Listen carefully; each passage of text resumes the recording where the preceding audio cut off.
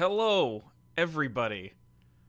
Welcome on in. This is Dean from Gaming University, and we are on launch day of Alan Wake Flipping 2.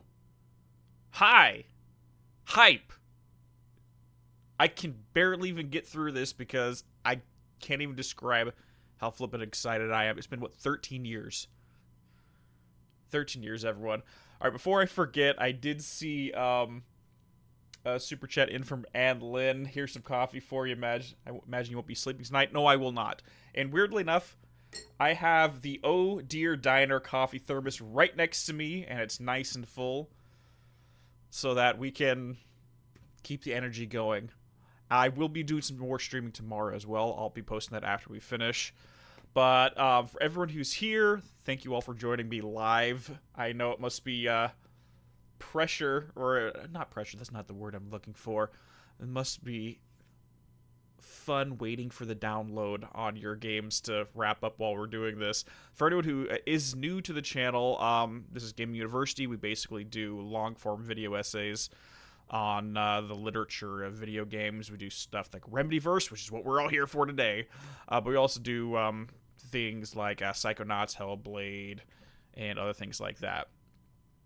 But, oh my gosh. No, I'm not drinking coffee. I'm drinking some tea. I'm not a coffee drinker. but tea is where I get all my caffeine from. All right, guys. So, before we get going, I do have a few ground rules. Now, I don't know if everyone's aware, but I have not been paying attention to a lot of the promotional material. I've been actively avoiding it. So, if there's anything that came out during those trailers, please do not mention it to me. I don't want to know anything. That's why I avoided them in the first place. And that's really about it.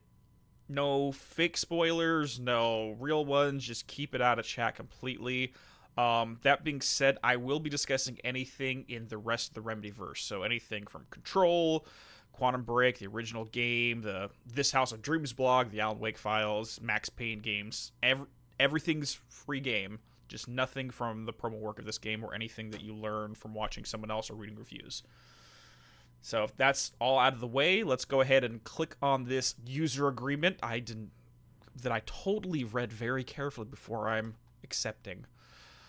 Oh, great. Privacy policy. Yes, I understand. Okay, cool.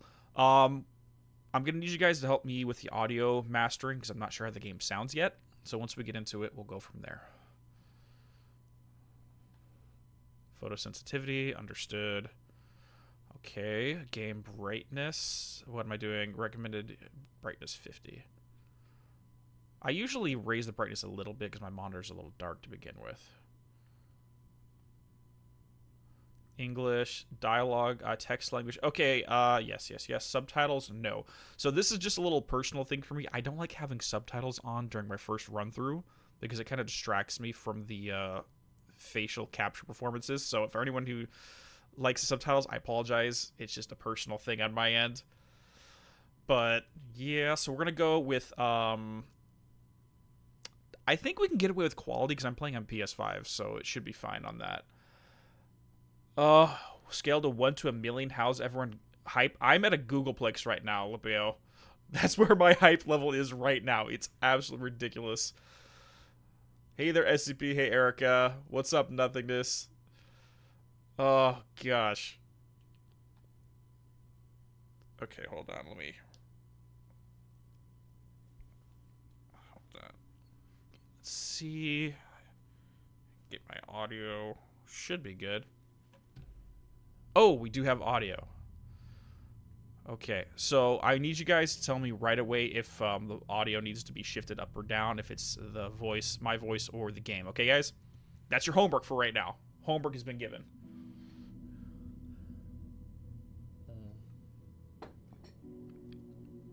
Yeah, same thing with me, SCP. I first got into the Remedyverse in 2010 with Alan Wake. Game a bit up. What's up a bit? Is it the game too loud, or...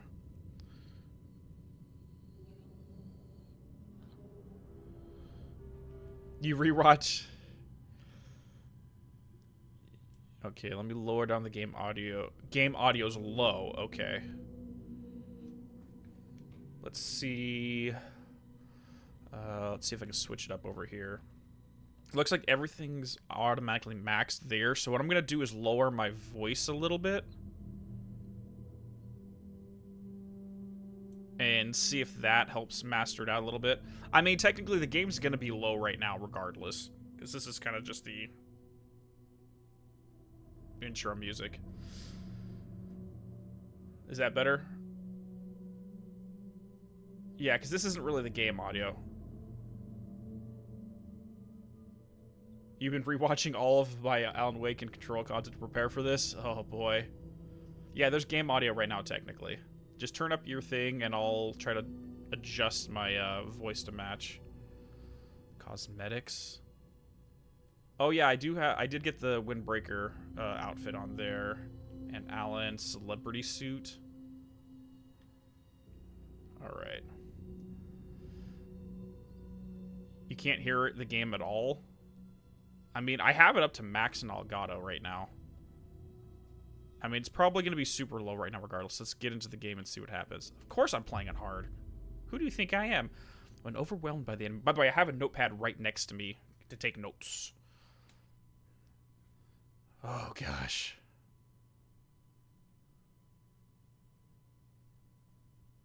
Alright, guys. Let's freaking go. If you guys find me, I I may or may not be teary-eyed at points throughout this game just because of how happy I am. Back to the beginning.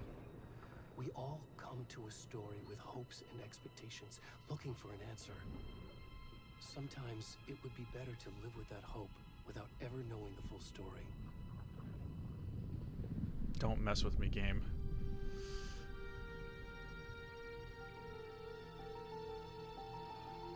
Feels like they're trying to set us up for dread already. In a horror story, there are only victims and monsters. And the trick is not to end up as either.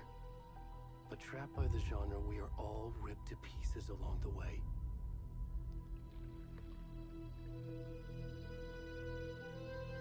This is not the story I hoped it would be. This is not the ending I wanted. This story will eat us alive. This story is a monster. And just to clarify, and monsters wear many faces. Yeah, Cauldron Lake, that poor deer. Yes, I knew it was asking about subtitles. During a first run through, I never have them on.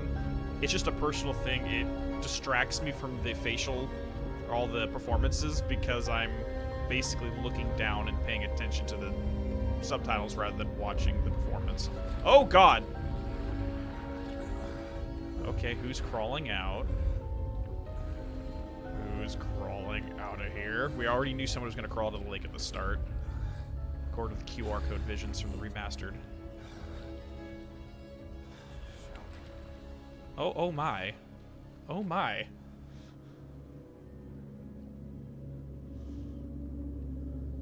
Sounds a bit on the low side. I don't really know what to do here. Let me see. Is your volume turned? Hey, Yellow Bat, what's up? What's up, dude? Just want to drop by and say hi. Let me see if I can turn any gain on this real quick. Give me a second.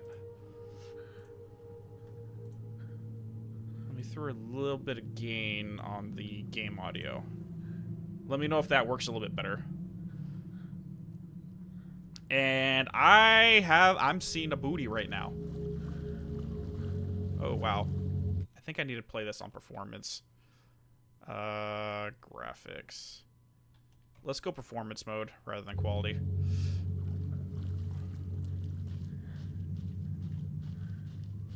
Who are we?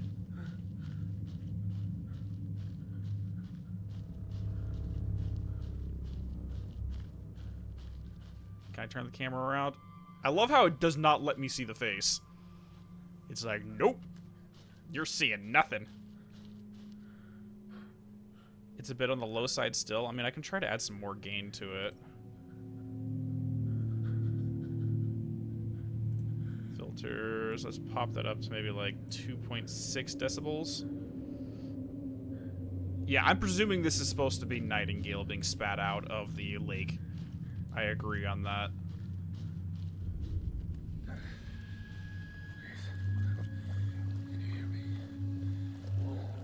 Hello.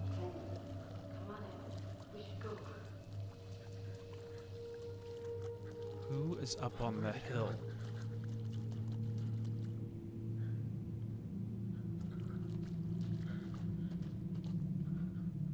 The game audio settings, it's currently maxed out. Like, it's already basically at max. I mean, I can put up the dialogue volume a little bit, but that's about it. I mean, hold on. Is there a way to make adjustments here?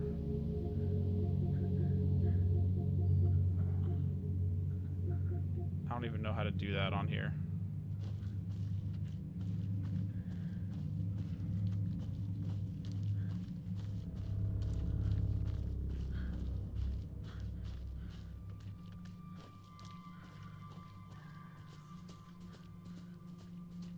So maybe some of you just need to turn your volume up, because some people hearing fine, some are hearing it low. I'd say just bump it up. Yeah, I know. Vision 3 warned us exactly that, bro. That's what I commented on. Someone was supposed to be coming out of here with no memory of who or what they were. And some of the theories we had was that it might be like Jake Fisher or the Alan doppelganger or stuff like that. Hi there. Jamie, how are you doing?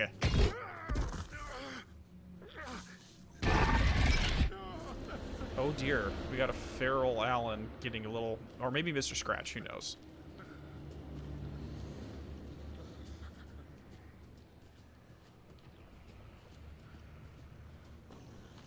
Oh boy. Well, we always know that whenever a new story is written,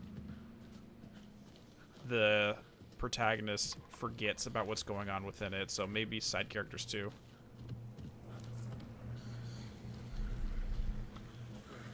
Maybe all characters involved forget about what came before when the story starts.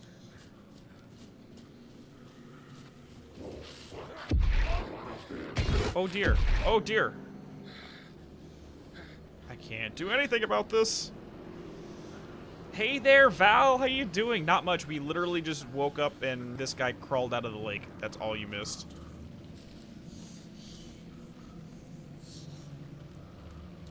I hope there's no collectibles I'm missing.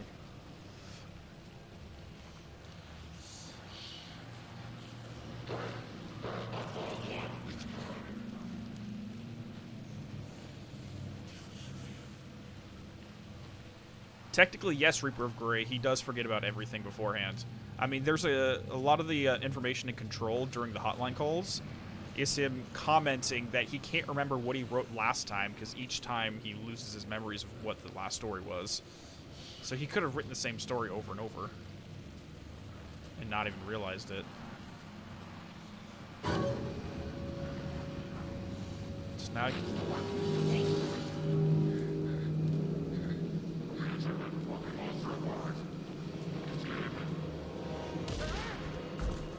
oh my lord.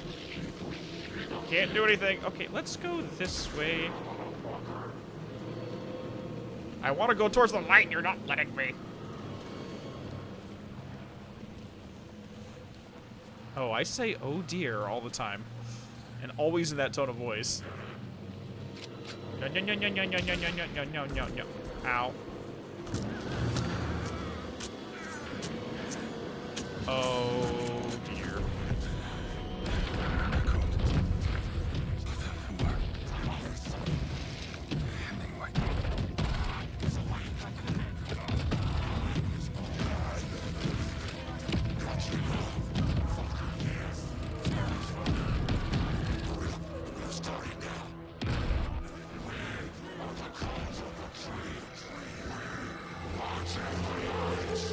And there goes the heart.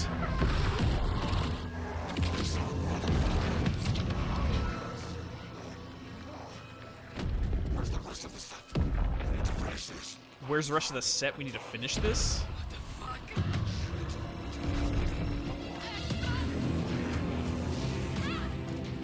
Oh god, the shaky cam's killing me.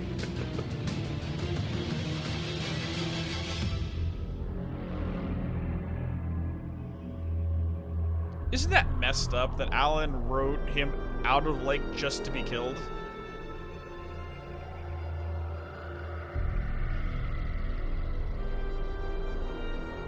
Victims and monsters. Oh yeah, they're going all in. They went full survival horror on it, Jamie. Because the original game was more of like a psychological thriller.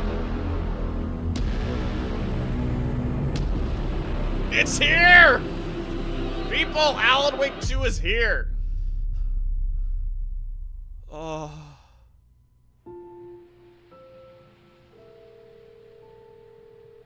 Elkavilli, Melanie Libert, Matthew Peretta. Yes! Hey, kiddo. How are you? I'm good, Mom. How are you? This trip might take a little longer than I thought. Oh. I'm sorry I've been gone so much lately, Logan. Oh my god, Mom, it's not your fault. People get all murdery. What happened? Just work stuff. Logan Anderson, okay. Well, Dad and I are just watching the latest episode of Night Springs here. Mom, it's so good. No spoilers! I'll let you get back to the show. You were supposed to wait and watch with me. Yes. Wait and watch. This is what happens when you go on work trips, Mom. Love you too. And say hi to Casey, Tell him to stop brooding so much. Logan? That's what Max Payne, I mean, Casey does. He broods. Hi, kiddo.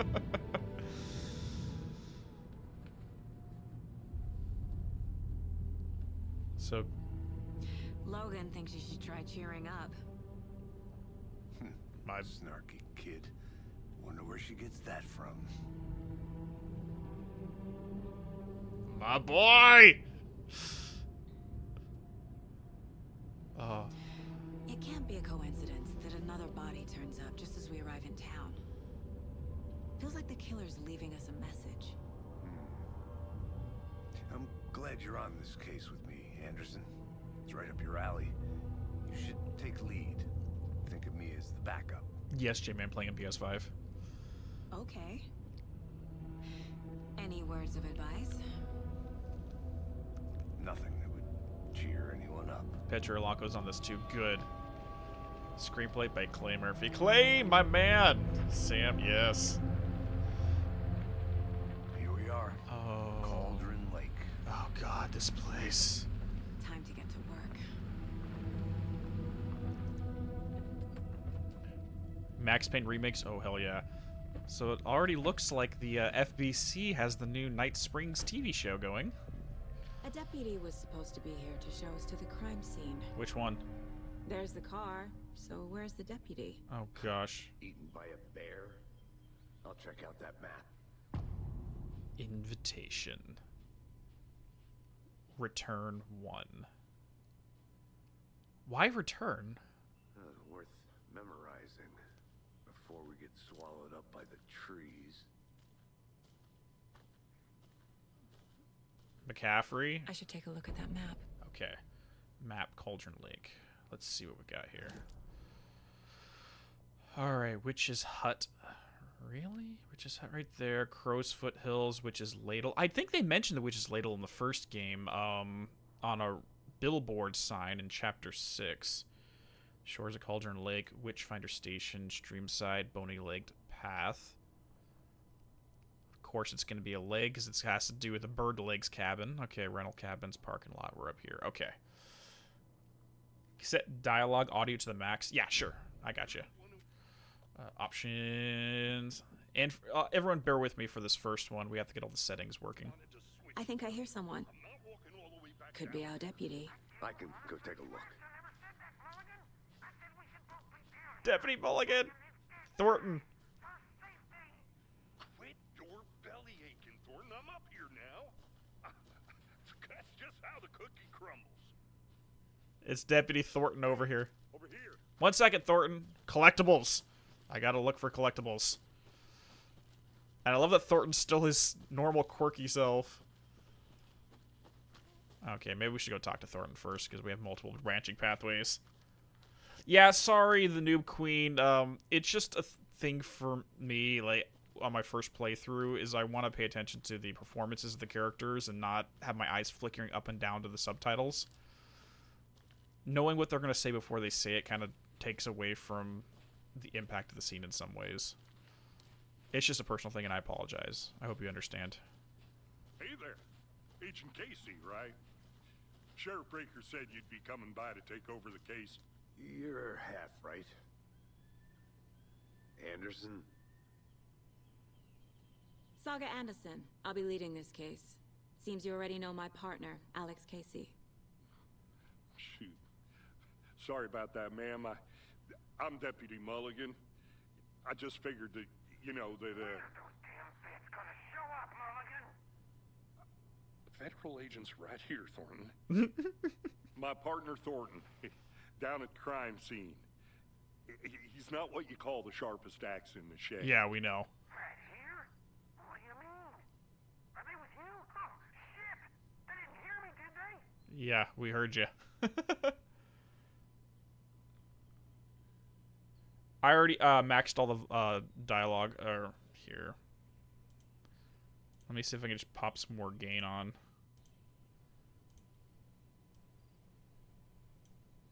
Okay, I just doubled the gain. Hopefully that helps. Okay. What can you tell us about the crime scene? Tell them about the heart. I was getting to that, Thornton. Well, we reckon there are some organs that are currently outside the victim's person when they should be, well, you know, inside.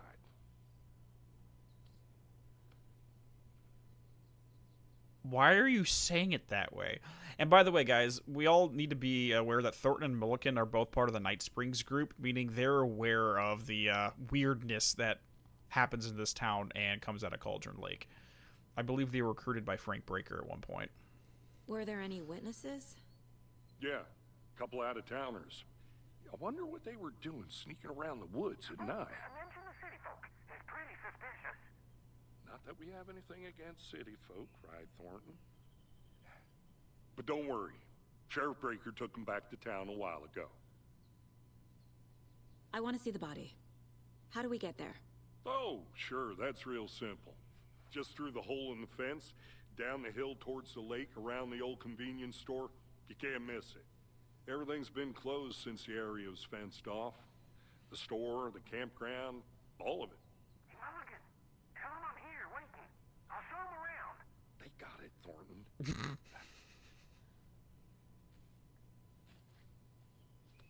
Yeah, Thornton's always been a bit of a neurotic, but okay. I don't know if we should go exploring too much or not, because I'm not sure how far down these paths go, but you know what? These fucking out-of-towners. We can handle this ourselves if they just stay the hell out of it. All of them. Shut up, Thornton. They can still hear you. I'm just saying. You know I'm usually a calm person. Yoga 3 times a week.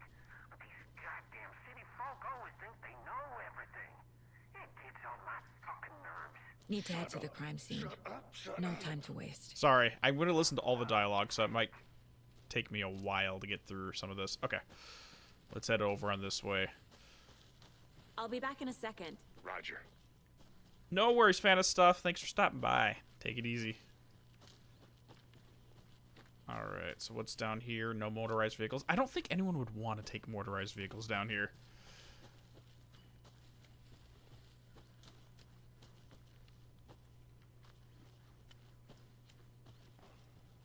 The Federal Bureau of Control?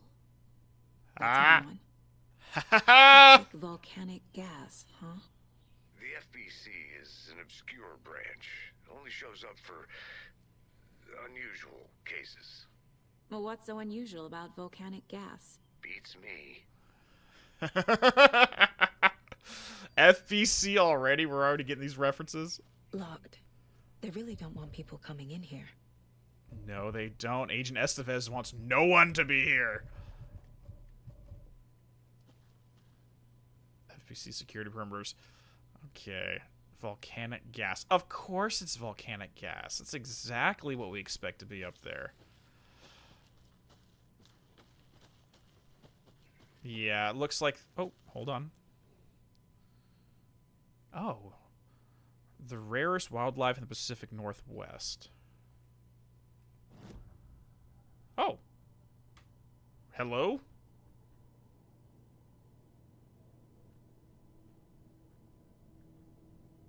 That was quick. I guess that's the daughter. And there's frickin' Sam Lake. I mean Max. I mean Casey. Cooking and having fun.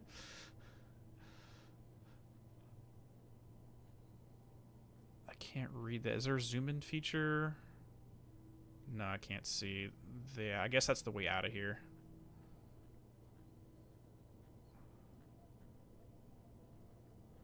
Now, we're going to pay attention to see if any of the decorations change as the story progresses.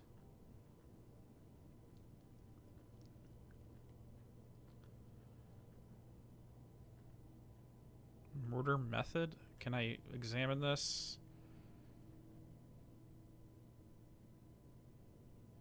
Can't read any of this. Maybe we can read some of this later.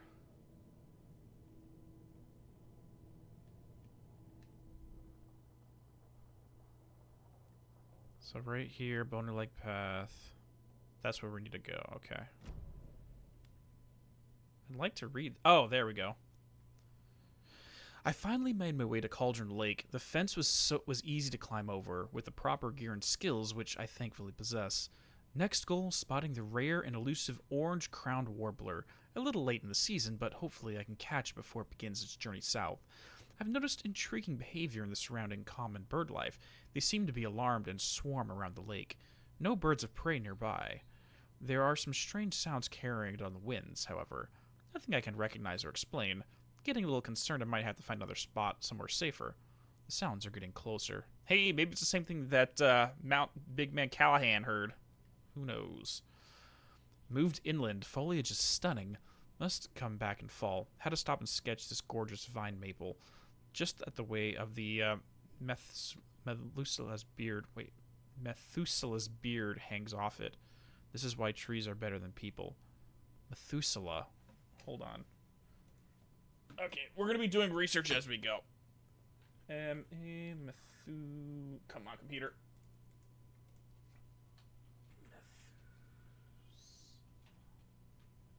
Okay, Methuselah tree. Let's go research. What is that?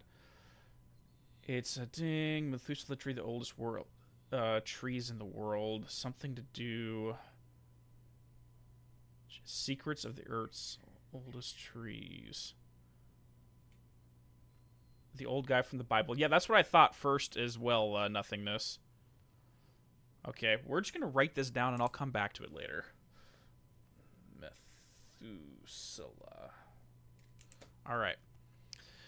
Speaking of people, saw some drunk guy staggering around the forest earlier, acting weird. Maybe drugs? Kept my distance. Should probably find another spot. So annoying.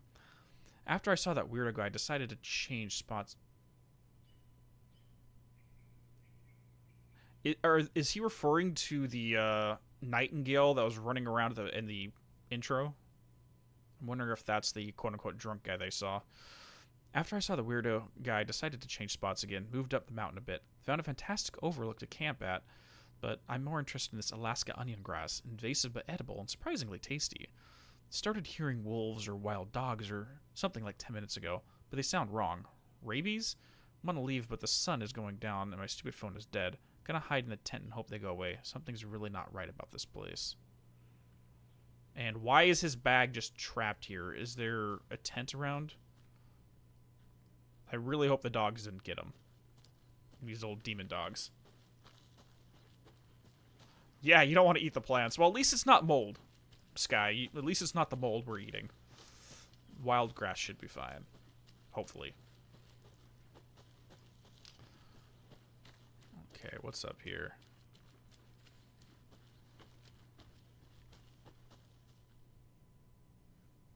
Yeah, okay. I can't leave here yet. Okay, so the game's... Lots of work left to do. At least it'll do that, so I know we won't be wandering off the path. That's fine. Chives would be ungrass. Yeah, because technically green onions, yeah, I grow some green onions in my yard for cooking, and yeah, those things grow like weeds. It's crazy. Alright, let's go. Let's go see Thornton. And remember, Thornton was the one in the Bright Falls prequel that met with Jake Fisher after he had his incident in the hotel or in the motel room. Before we get to the crime scene, there's time to review the facts of the case so far. Make sure I'm seeing the clues clearly. Okay. Oh, now this is when I'm The supposed to come mind here. My version of the mind palace technique. I'm familiar. To sift through clues and work the case. Building the mind place again for each case. Using each field office as a model in my head. The facts are on the board. This actually is a real technique you can learn to develop for memorization. Everything we know about the previous murders. Okay. Worth taking another look. 100%.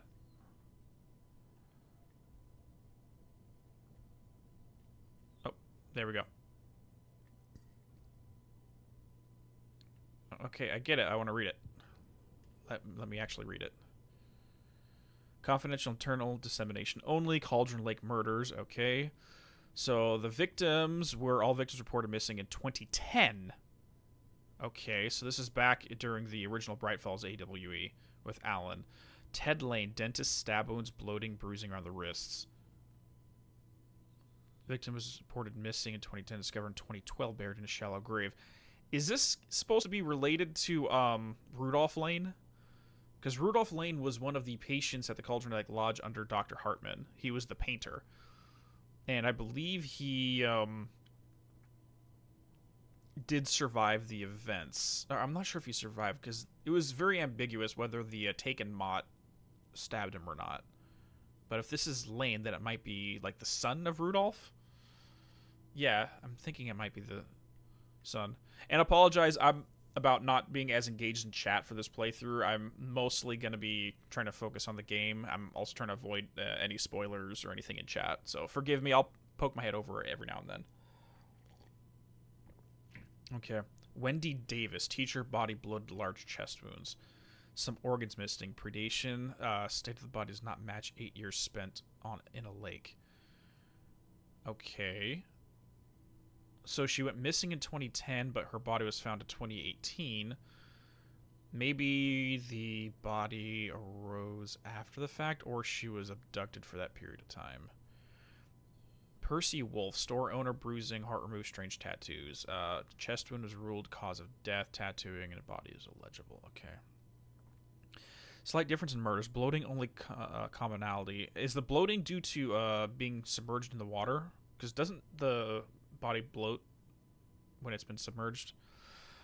A bruising on wrists and legs. Okay, so they were bound. Deep gash in the chest, heart missing. That's where they're stabbed. All bodies experienced bloating. So they're probably submerged and they all came out of the lake. Okay. Yeah. Cauldron Lake spat them out. Okay. So this is a field office that she's using as the basis of it. I'm wondering if this is a specific field office, because usually when you're making mind palaces, you want to do it in a location that you're very familiar with. Because it's easier to walk around a place that you know rather than walk around a place you don't know. I see you're already hard at work, Anderson. Close to cracking it? We're just getting started. Let's head down the hill to the crime scene. All right, let's do this. Fucking nature. Gives me a headache. There's too much sky. Alex, stop that.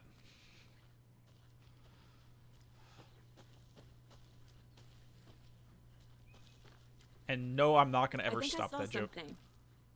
It'll only take a minute. I'll wait here. Get to the crime scene. No, so we got a padlock up here, okay? Ah! A creepy twig sculpture? Yes.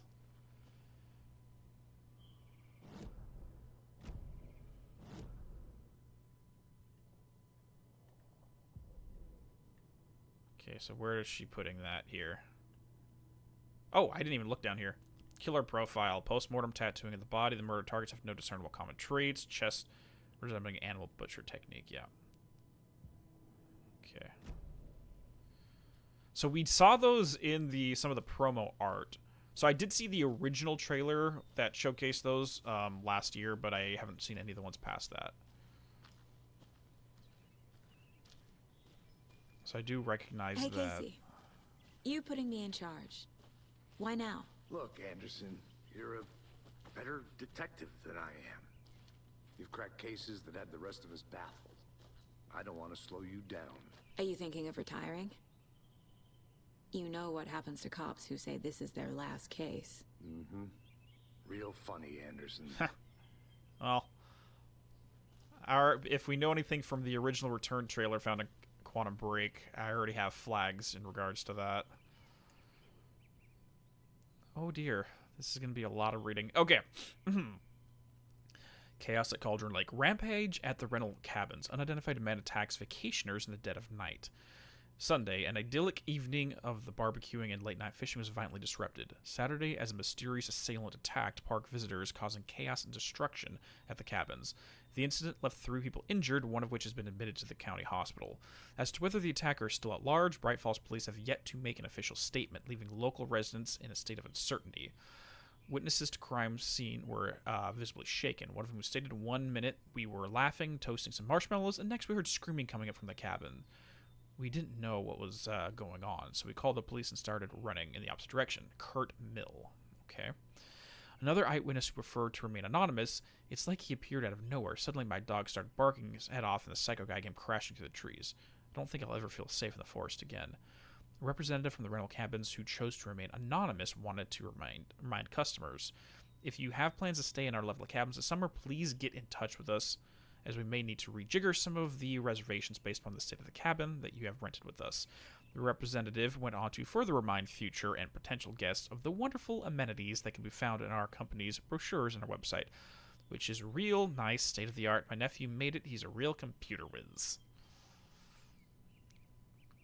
Does a hike a day keep depression away?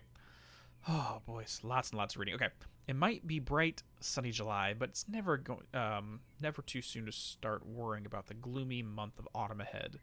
That's right. In the grand scheme of life, these dead, depressing days are just around the corner. Have you been taking your vitamin D? Probably not. But for all of you thinking, there's got to be another way, there's good news. Hiking has been proven to incredible benefits to your mental and emotional health. So get out there and do it. Don't forget a flashlight in case it's dark. 100%. I love hiking. Okay, Bright Falls record since 1899. Okay. Hold on. Newspaper, 1899. I believe Bright Falls was founded in the 1870s, if I remember correct. And then Biltmore developed it into the city, so it looks like maybe a couple decades later is when the newspaper got started. Missing Doberman found on the trail. A heartfelt reunion took place this weekend when Miss Amanda Smith is reunited with her beloved dog, Coffee Bean. Oh, that's cute. CB, as his owner refers to him, has been missing for 3 days, and Mrs. Smith was afraid that she would never see her best friend again. When I got the call, I couldn't believe my ears, she said. I must have asked, am I dreaming, at least 7 or 8 times. It was actually 9 times confirmed Ranger Stevenson, the man responsible for finding the wayward canine. Ranger Stevenson, that's a new name. It's rare that you get to give those kind of calls, and I feel really grateful that I've had the opportunity. Well, with all the predators out there, usually you're telling folks that you found their dogs dead or their cats eaten, you know? So it felt really good to give some good news. Even if Coffee Bean is in kind of rough shape, the fur will grow back, sure, but, well, I suppose that's all that should be said. Little Sally Upton's whole family erupted into cheers when she won the big match this weekend. Was she playing soccer? Tennis? No. In this brave new world that we live in, her family was cheering her on as she won a match in the game that exists only in the information superhighway. The game in question was Mega Baking Star, in which players compete to make the tastiest treats and sweetest eats for their virtual judges online.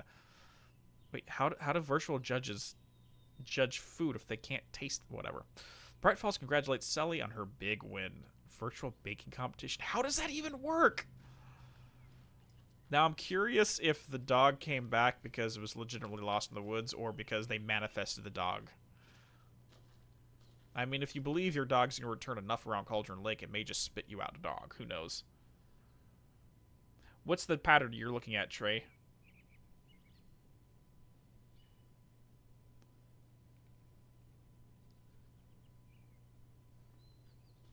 By the way, I absolutely love hiking, so I agree. Hiking is my favorite form of pastime. Virtual food made out of code. Pretty much. Starting fires is prohibited. Please do not feed the animals. I know, there's one taken who told me that, so don't feed the animals. I'm pretty sure it was actually Rusty, when he was taken, mentioned not to feed the animals. Yeah, I saw the Brave New World there too. You okay to jump down? I'm not that old. Okay. How's the audio right now, guys? I just want to make sure that you guys can hear them talking. Mirror Peak! Hi there! The mighty mountain in the distance is none other than Mirror Peak, the iconic landmark overlooking Cauldron Lake. From the right angle, its beauty will be reflected in the calm surface of the lake, mirrored in all of its inverted glory. Volume's okay? Okay. You want to know the great thing about Mirror Peak is it's totally not a Twin Peaks reference. Whatsoever. Totally not. 1 pill in the morning. Yes, exactly, Corey. Jamie, I still haven't seen Twin Peaks. I apologize. You're going to hate me for this. You want to have a work romance with Agent Casey? Well, if you just imagine it enough around the lake, you know it's going to happen.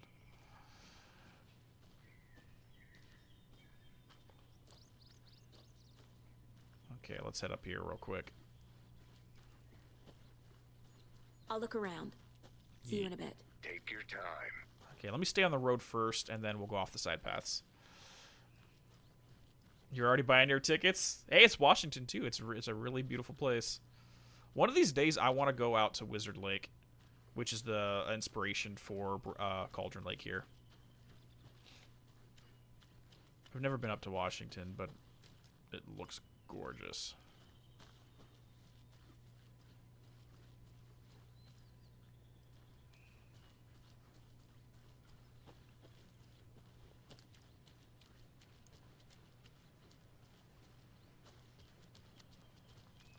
I don't think there's a jump button on this one, which is good because platforming in Remedy games has never been its strong suit.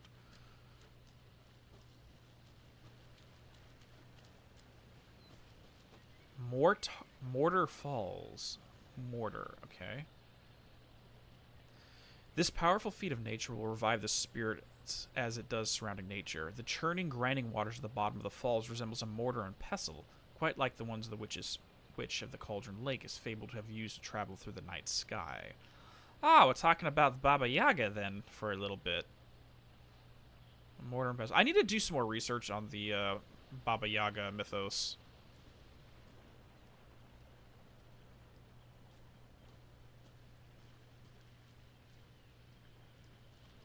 Because, yeah, all the stuff about, like, the witch's cauldron and stuff here is all based upon Baba Yaga. Because on the island that used to be in Cauldron Lake... Is that a kid's lunchbox? Sure. Cold case. Because it's Bird's Leg Cabin, and Baba Yaga was said to live within a cabin that had chicken legs. So the whole thing is screams An at... Alex Casey movie lunchbox. Casey hates the endless jokes about coincidentally having the same name as a fake detective. He hates those cheesy crime books, but he really hates the movies. Oh. Oh. Interesting. Okay, so they're directly like, okay. I'm trying to think what that could mean. Because up until, like, we've always just presumed that this Alex Casey was invented for the sole purpose of, by Alan as part of the story. But wouldn't it be weird if Alan had no clue who Alex Casey was in the first place, and this is a real guy? I mean, technically, that's how inspiration works, and they mentioned in one of the QR code visions that you can basically get inspiration through dreams and other things like that, and it's linking you out to things that are really going on in the real world. Anyways, my dad said, when the going gets tough, the tough get going. Not sure where the tough get going to, but maybe you'll find it inspiring. Manuscript fragments?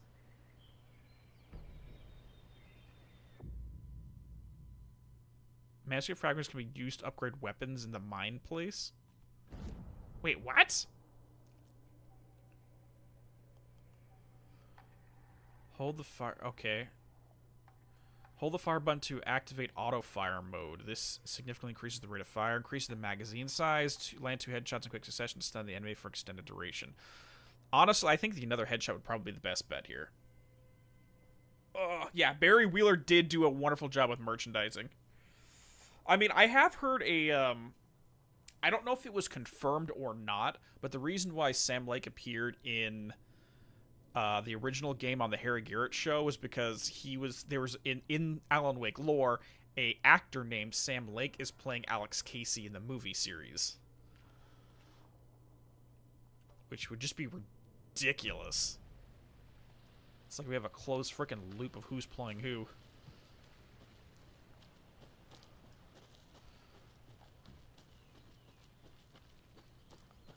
Good to see you still in one piece, Anderson.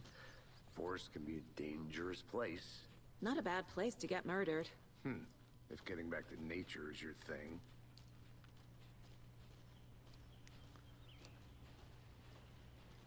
Damn. Should have brought an umbrella. I like the rain. The only thing around here that feels like home. You think the local law had the sense to put up a tarp? If they did, Next coffee's on me.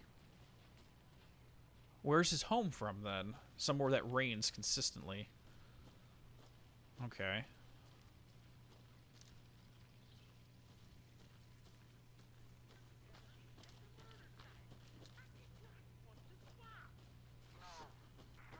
Thornton, chill.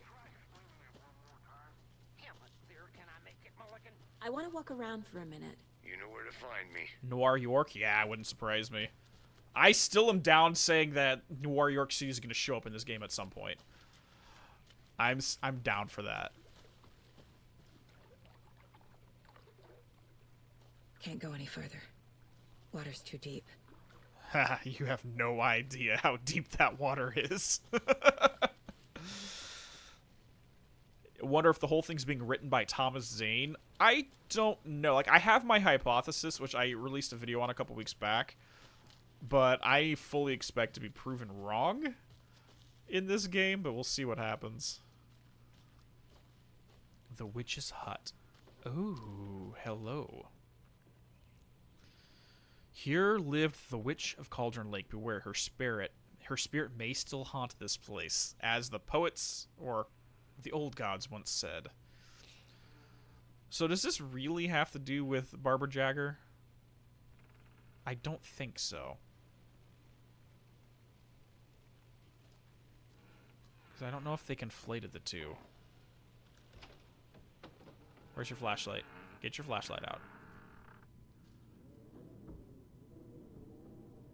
What is Noir York? So Noir York City is something from Max Payne. So in the Address Unknown, which is a TV series, it's kind of like a Twin Peaks-esque thing, I guess. But Noir York City is a dark reflection of New York that exists in the mirror reality, where the main character believed he was body jacked by his dark double and trapped inside of a city called Noir York City.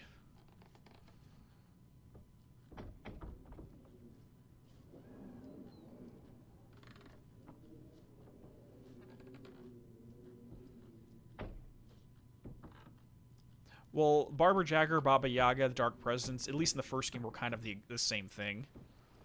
But I'm wondering if there was, because this structure's here, I'm wondering if the urban legend existed prior and Barbara Jagger just kind of got conflated with it after her death.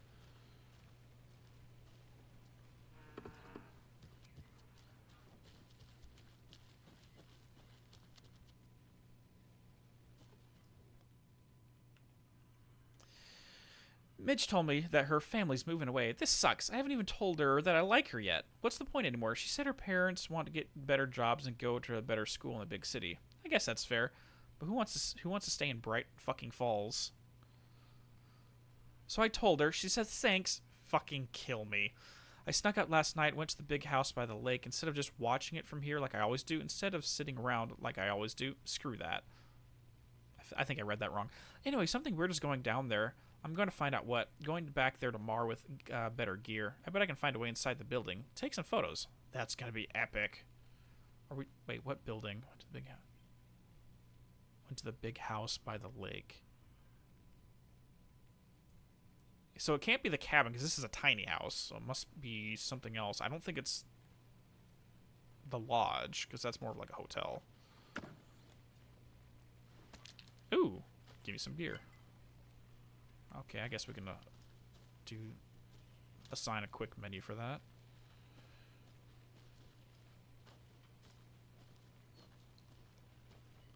Feels like the Dark Presence used the legend of the witch to create human-shaped vessels for themselves. I mean, very possible. Like, we see a lot of reusing stories as a reoccurring theme throughout the entire franchise. So it wouldn't be surprising if they had an urban legend of the witch first, and then Barbara Jagger got associated with it, and then here we are now.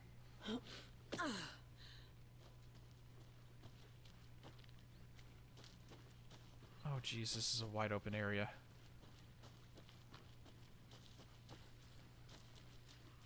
Witchfinder's Station.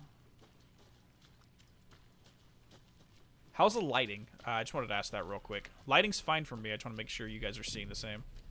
Which is Ladle Cauldron Lake. Ah, never mind. There's Barbara herself with the heart missing.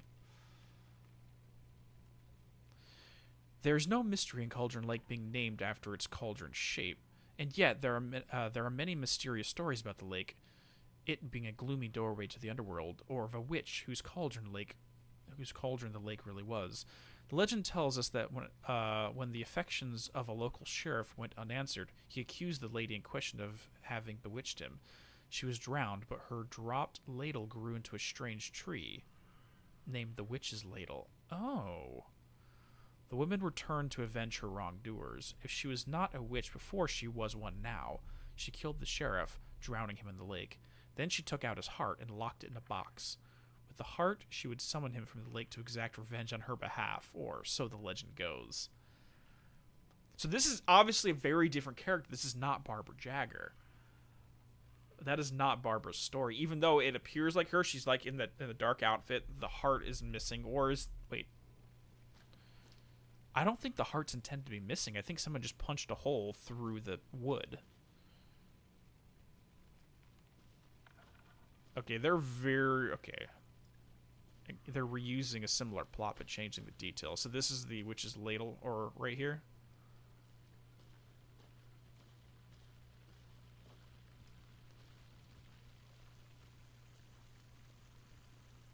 Interesting. Okay.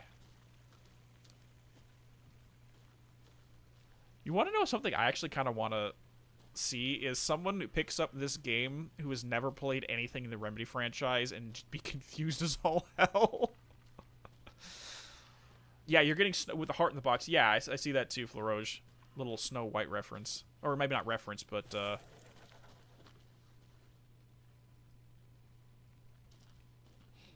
maybe just a little echo parallel.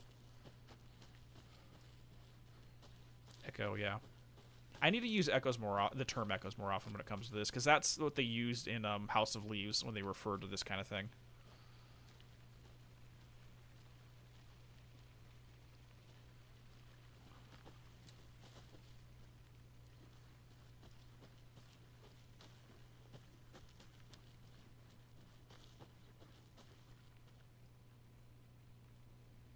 Is that him right there? That might be Deputy Thornton.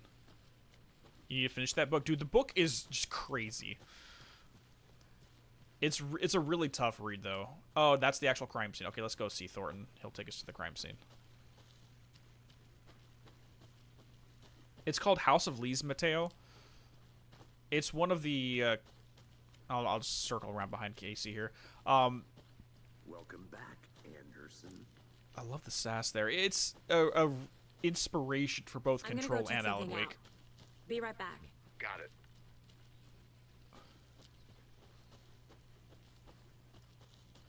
Wait, general store? No. Okay, let's just go around. Alright, we're good. Let's go. I'm with you now. I just wanted to approach Thornton here from the proper angle. Hey! Deputy Thornton, I take it. That's me, at your service, ready to get this case solved. Now the body's behind the store. Come on, I'll show you.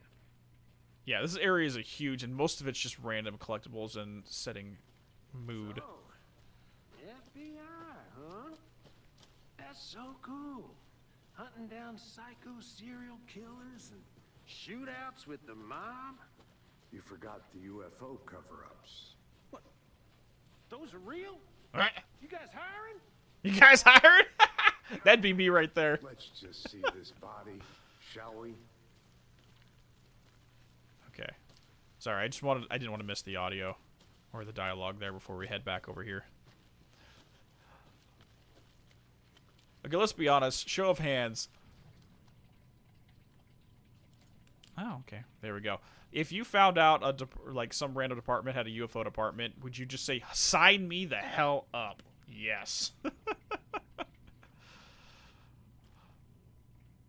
All right. Monday, 9/3. Some suspicious activity spotted. The fielder thought he saw movement in the bushes. Footprints around the area were found, but some were compromised by the fielder. Note to self, train the fielder. Nothing to report. Some animal regular. Hunters out after dark. Poachers heard some gunshots. Not one of ours. Got to keep an eye on this. people. They could be more than they bargained for.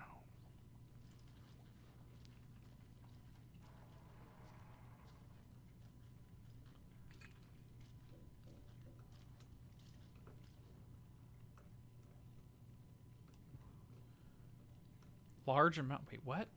Large amount of what? I didn't even see what that was. Weapon upgrades. Yeah, we can't do anything with that. Where, I can't even read what it said it was. Okay, so it's nothing there.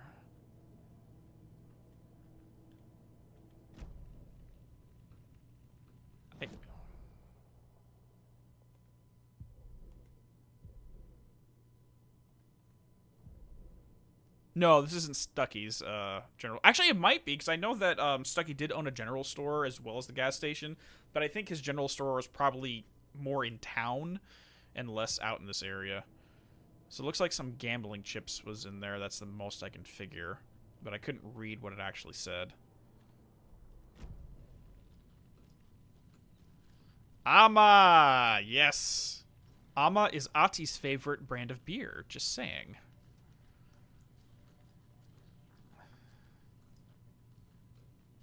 Thank you for shopping. Video's a bit blurry. Yeah, I think it's just how it's made. I think the game just sometimes has a little blur there. I mean, is there motion blur on this? Sensitivity, control, thing, maybe under graphics. Motion blur. It might be a motion blur situation. Let me know if it becomes an issue. Yeah, this is another place around. I wonder how much of this was actually developed, at least location-wise, during the first game. Because the first game was supposed to be a huge open world. And they developed so much more than they actually showcased in the game itself. So I'm wondering if some of these locations were part of the original designs but got cut. Can I try to remove the field grain? Yeah, sure.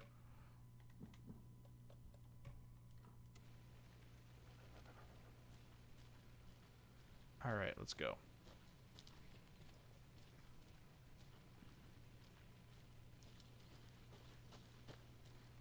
Oh my gosh. Sorry, guys. I'm, like, really slow on the story because I'm just looking everywhere.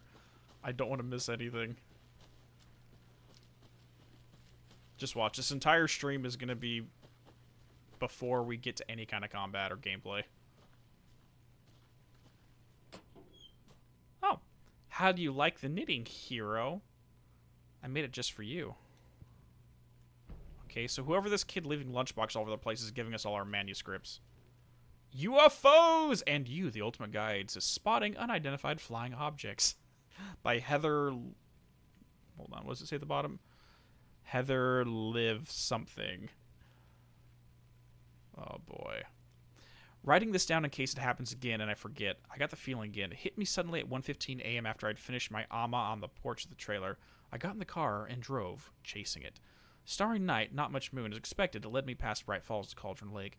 I tried to find the right spot, the right emotion, the right thought, the combination to have it all aligned to make it happen. Terrified it would. It didn't. Not this time. Frustrated but relieved, I scanned the sky for the shapes, the objects, nothing.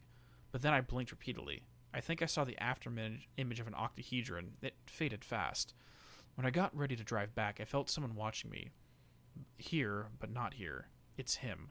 I know it is. Does he know I'm getting close? I'm on the right track. I was right to come to Bright Falls. Who is this? Wait, octahedron? Something?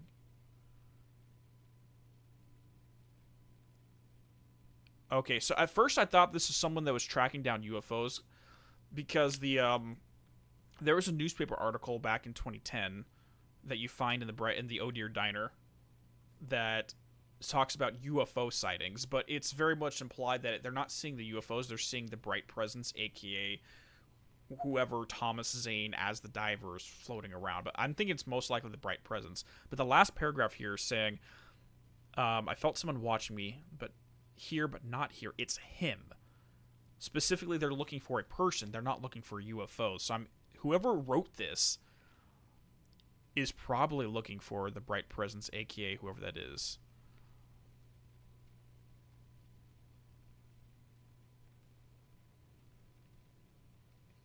Yeah, I was thinking Hedron too, Umkara. 100%. Like, just having the geometry at the bottom of the page right there just reminded me of that. Okay. Interesting. Okay. So someone's tracking down the quote-unquote bright presence right now. Or whoever they think, or maybe the Thomas Zane that appears in that bright light.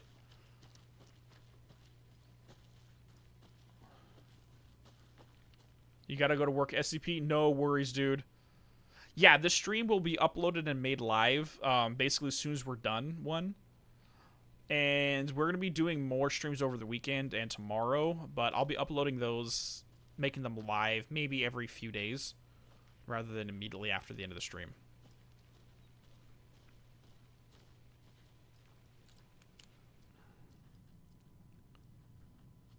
A lot of Amma.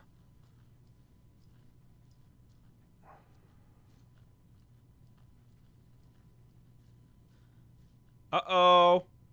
2 triangles. They're both red. One upright, one under... Oh, that's not good. Okay, maybe it has nothing to do with that.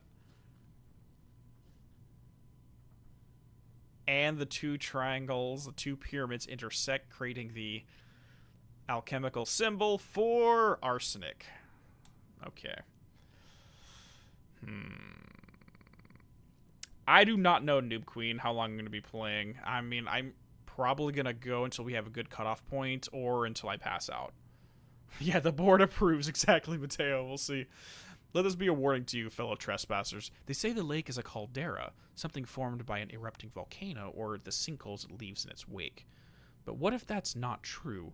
What if it's something else, something less natural and much more man-made, intentional? I say the lake's not formed, it's designed, and it has a purpose. The lake is a hiding place. Beneath the calm surface lies a secret machinery ready to be activated at the press of a button. And the people with the button, they're in that big house by the lake, preparing. I know it. First drawing, waterline, real caldera is made from a volcano, lava. Second drawing, waterline, engineered structure, strange machines. I mean, I don't know if we will... I mean, the strange machine wouldn't be an actual machine. It'd be more the machinery that governs reality, so I guess in a certain way of viewing it. I mean, okay, this may seem like a random tangent. Has anyone heard of the green... I don't know if it's the green elf or the green lady of people who have visions when on ayahuasca. They all report, like, I've heard some reports when someone's hallucinating on ayahuasca about little things that are... Whoa, what's in the top left? Little things that are operating machinery controls, and they claim that it's operating the machines of reality.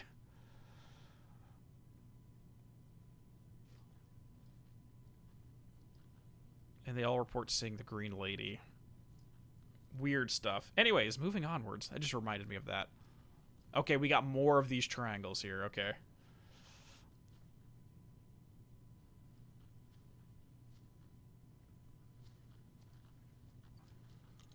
Hey there, Mr. Deer.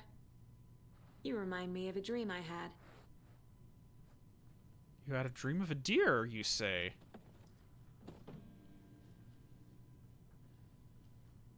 Yeah, all these triangles are just in different formations.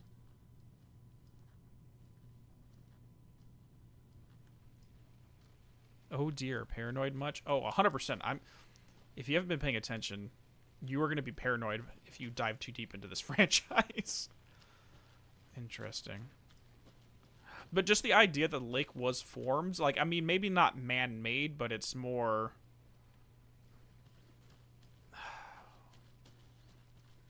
What am I trying to say? Lake... Oh, it's the FBC's lake house facility. Okay, this way to the Cauldron Lake Lodge, then. Okay.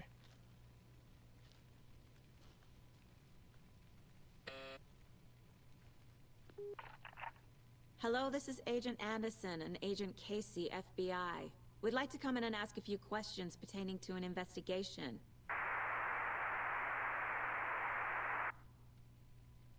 Yeah, they're not going to say shit. Nice talking to you, too. Let's try it again.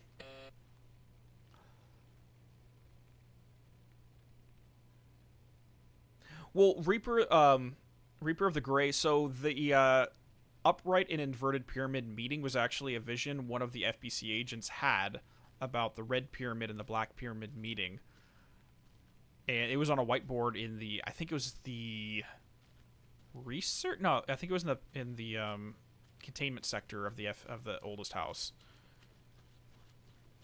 And as far as I could tell, it was more in reference to the final climax of the game, where the board was being infected by the hiss, and Dylan was standing on top of a red pyramid.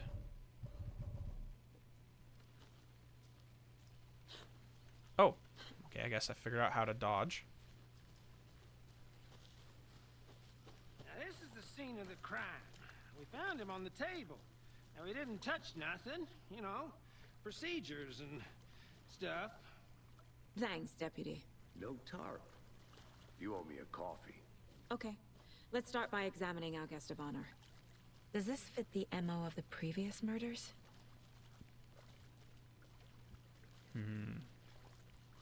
Bloated. Step 1. Examine the corpse. Yep, I'd say he's definitely bloated, so he came out of the lake. Stab wound. Body is positioned on the table. Ritualistic. You've unlocked your first key image. Okay. Allows Sagnansa to active clues. The key image can be selected with X and placed on the board.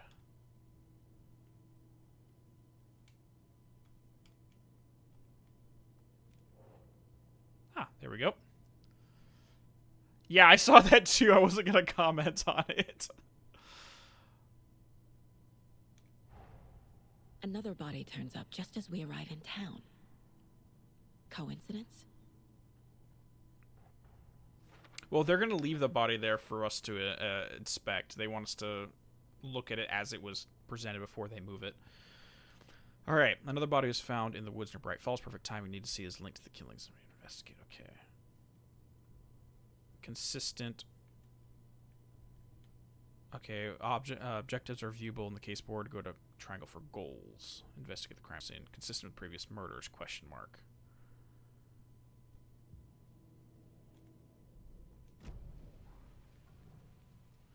You can collect clues from the body to progress the investigation.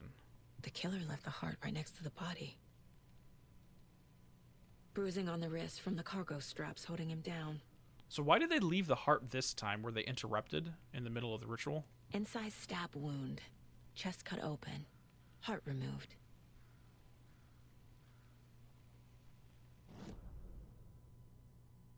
Newly discovered clues can be placed.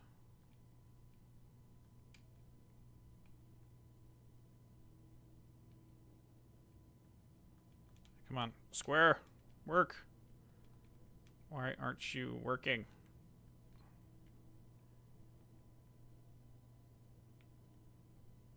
Am I missing something here? I'm hitting square and it's...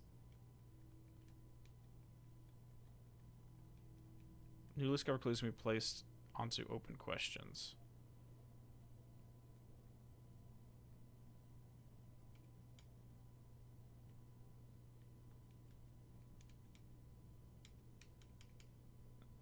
So far, Mateo, we've really just been walking around, so I haven't seen a lot of how the gameplay works.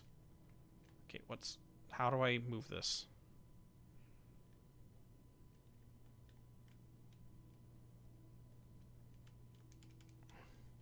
Am I missing something? Yeah, right now it's a detective game, but I'm...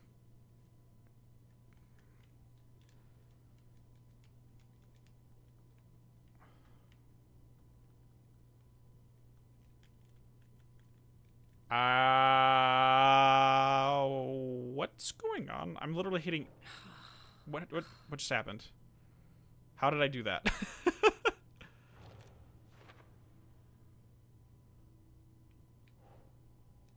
Oh, I hit down. Okay, there we go.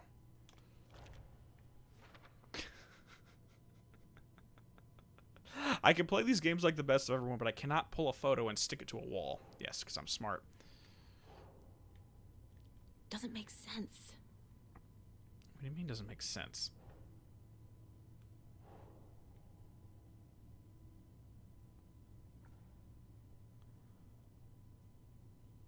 Newly discovered clues in place. Yeah, because technically this is not consistent with the rest of this.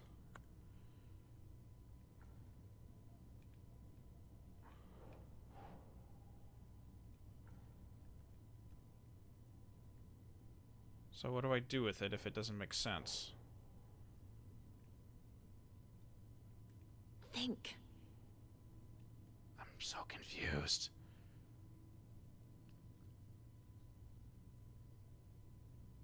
So we will be playing back and forth between Saga and Alan throughout the course of the game.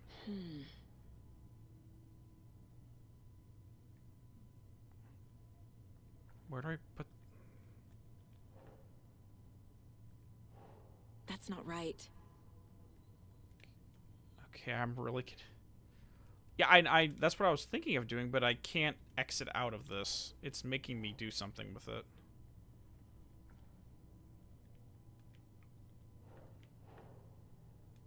Oh, I have to physically put it on the white paper. Heart removed Wow, from okay. chest, strapped by the wrists. Definitely matches the previous murders. Weird. But this time the heart and the straps were left behind. More clues to work with. This makes 4 murders that we know about.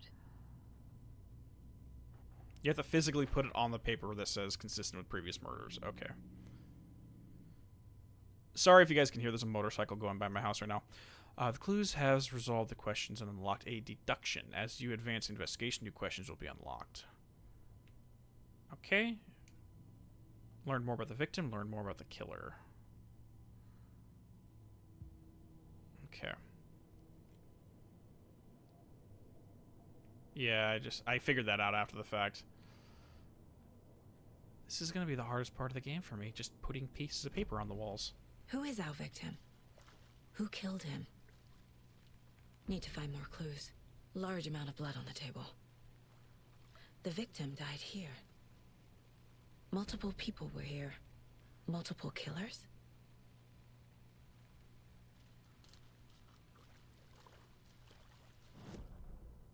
Okay, let's go ahead and set those up.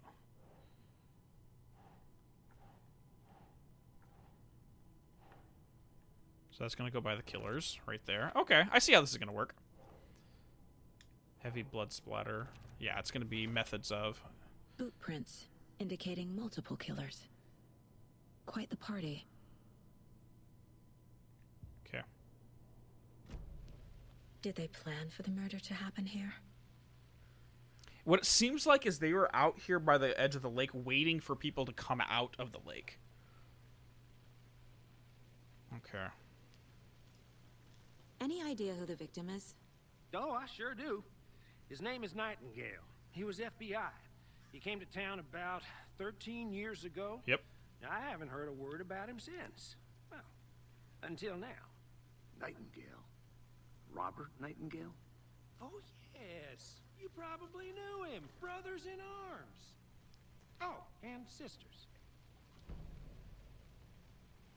Robert freaking Nightingale. So you knew our victim.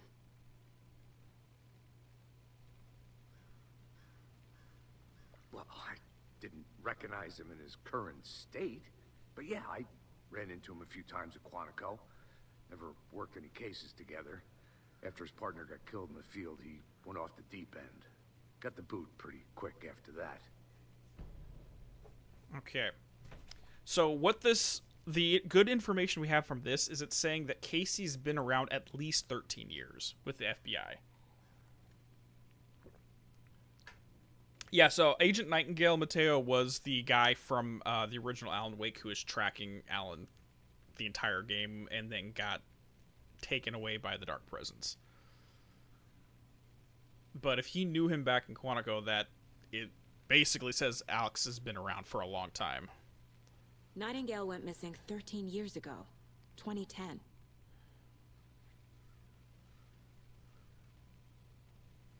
The same as all the other victims. Certainly fits the pattern. Makes me wonder what was going on that year. Probably something this town wants to forget. Yeah. So what happened to Nightingale after the Bureau let him go? Stop with the delays in the... I only know the rumors. Depression led to booze, booze led to paranoia. He got some wild ideas in his head, chased ghosts until he fell off the map. Guess he ended up here. I bet there's more to that story. There is. No happy ending. So I think there's a little bit of bug in here that there's a delay in the audio, or a delay with the dialogue with Alex right there.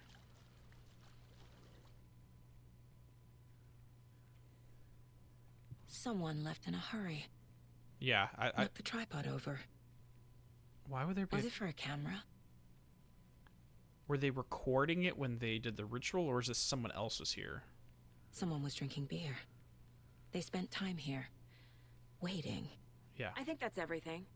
For now, at least. Mm-hmm. Anything clicking yet? Not sure. Need to think about it. Yeah.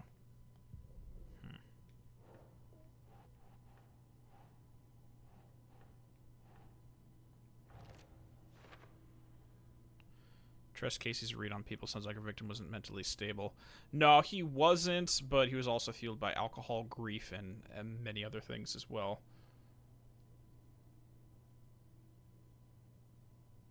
What's the frame rate in hertz? I have no idea. I don't have... I'm PS5, so I don't really track that. Thornton victim is Robert Nightingale last seen. Yeah. Robert Nightingale, ex-FBI, came to Bright Falls 13 years ago. Yep. And yeah, it is premeditated because people were there waiting, which means that whoever these people are, this cult of the tree, is not things like the Taken who act on instinct. These are probably regular people, which is kind of more sick. They planned for the murder to happen here, passing the time with equipment ready. Oh, They okay. were Thanks for the waiting info, for him. Ozzy. But why Nightingale? He's been missing for 13 years. Why here? Why now? The lake. Profiling. Get into the subject's head. See what they saw. Feel what they felt. Use Empath whatever here. I know about them to guide my intuition to a revelation. Okay, so Piece it together. she's an empath then. Okay. Profiling inside Saga's mind.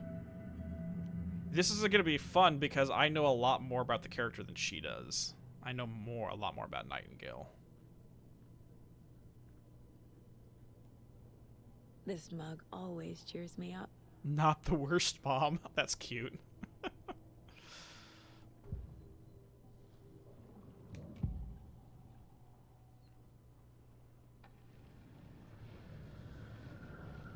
Nightingale was chosen as the victim. Why? Flick the switch, it goes click. Lights are off. But somebody's home. Somebody's home. This wasn't some random act of violence.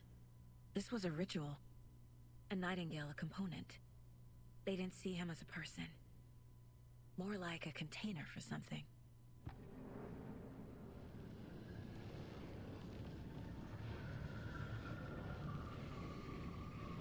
Well, Nightingale had a lot going for him, more than just being an asshole. But if you haven't seen it, Ozzy, I have a video on Nightingale that's up on the channel in the Alan Wake files. Somebody's home. Okay, so if it's questioning there is correct, then by removing the heart, there's something in the heart they're trying to remove. And if the heart is filled with darkness, which is what Zane mentioned when he was cutting Barbara's heart out, maybe aspects of the dark presence are trapped within their hearts? Agent Nightingale has been MIA for 13 years. How did he end up here? No, Nathan Bowers. A lake that's not a lake. It's dark. He was there too. You are not allowed in the lake until he says otherwise. Robert Nightingale came from the lake before his murder.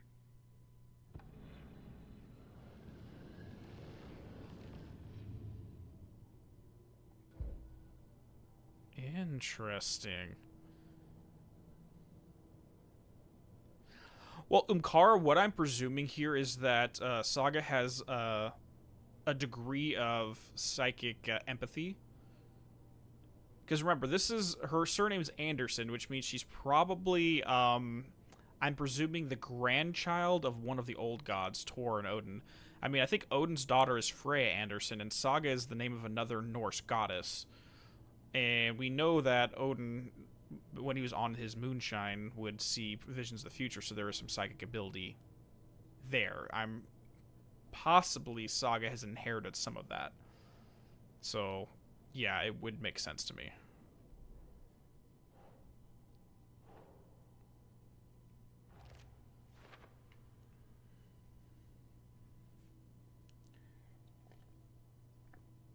He's been at the bottom of the lake.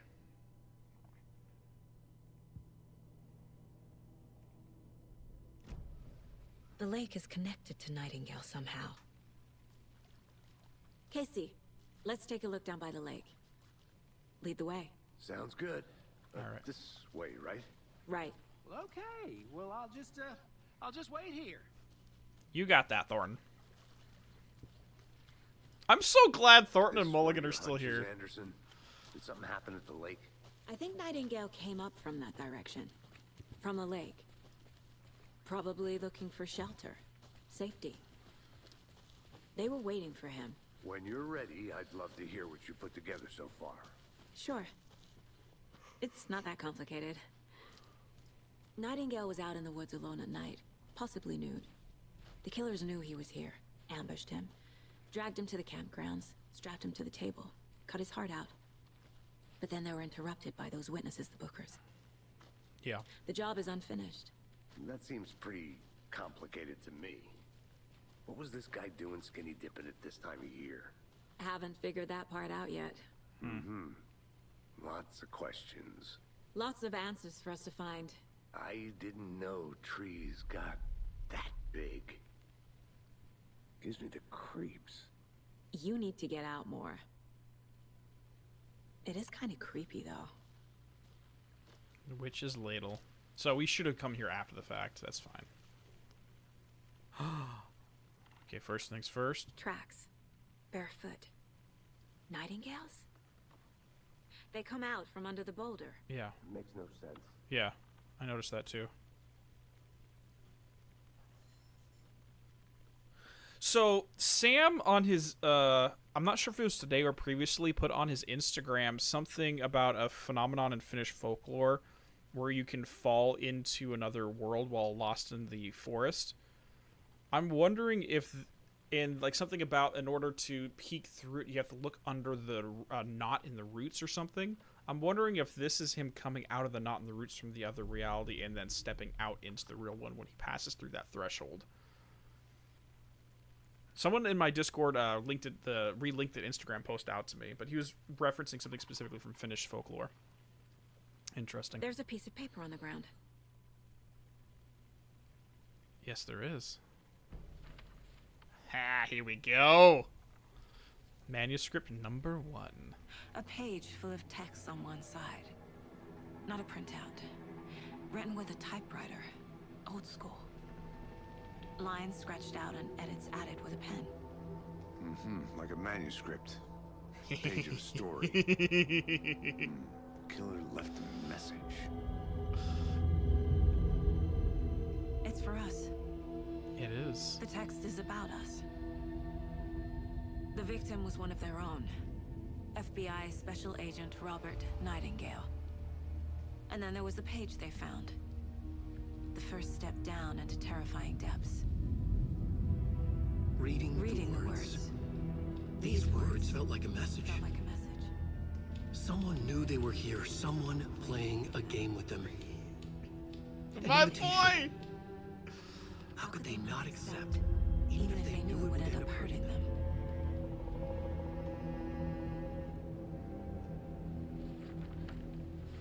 My boy, Alan. Someone's been watching us. Playing a sick game with us. You were right. This is right up my alley. Nightingale came this way. Either he dropped this page, or the killers left it for us. Oh my god, that is flipping I should profile cool. Nightingale about this page. Okay, I'm gonna have to freeze frame that when I look at the playback of the VOD to read all the changes. Because obviously after he wrote it, Alan did make some hand scribbles where he modified it. And you notice the style, because Alan's style in the first game and in his Alex Casey novels was very different from this style here. And there's a reason for that. So now that he's trying to manipulate the powers of Cauldron Lake, he cannot use poetic language as much as he did before. He has to be very exact and precise with how he uses words and how he phrases his sentences so that the Dark Presence and the Dark Place can't intentionally misinterpret what he's saying. So that's why, like, his sentences are very abrupt and it doesn't sound very good to read, but it's done that specifically because it's kind of like a recipe. Anyways, let's go do this. The victim. Oh, here we go. The victim was one of their own FBI agent, Special Robin, had gone missing, and then there was a page, this page, the first page they had found, not the last. The first page they had found, not the last. The first step down to this terrifying depths. Secret truths trembling beyond the threshold. Ah, felt like a message. Reading the words, these words, felt like a message, was a message. Someone knew they were here, what they were doing, someone playing a game with them. Leading them on an invitation, how could they not accept? The sheer audacity of this impossible mystery presented to them. Yes, Alan knows Nightingale very well. Unfortunately, he knows the end of his frickin' pistol more than anything.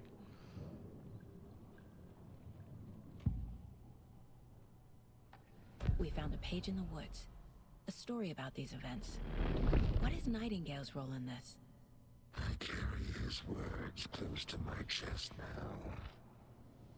Inside, the awful truth.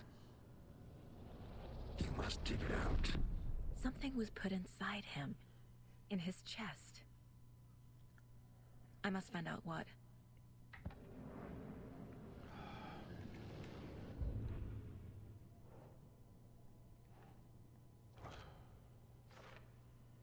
Yeah, so essentially, if we want to get a quick backstory on Agent Nightingale, so he was partnered up with an individual named Agent Finn back in the day, and Agent Finn started having dark visions and eventually died out on the job.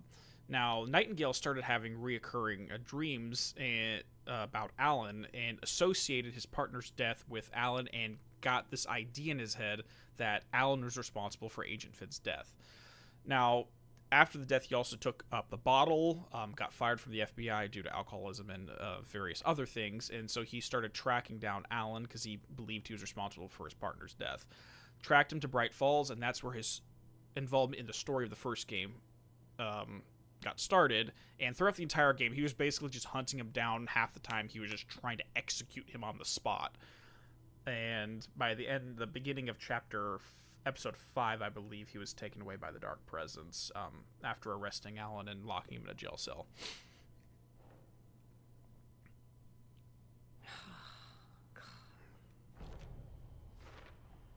I think he came from the lake. But his tracks make no sense.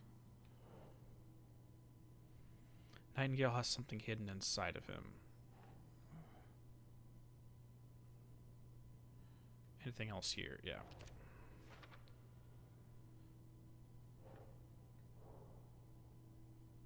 Yeah, so we need to take him to the morgue and have a full autopsy done.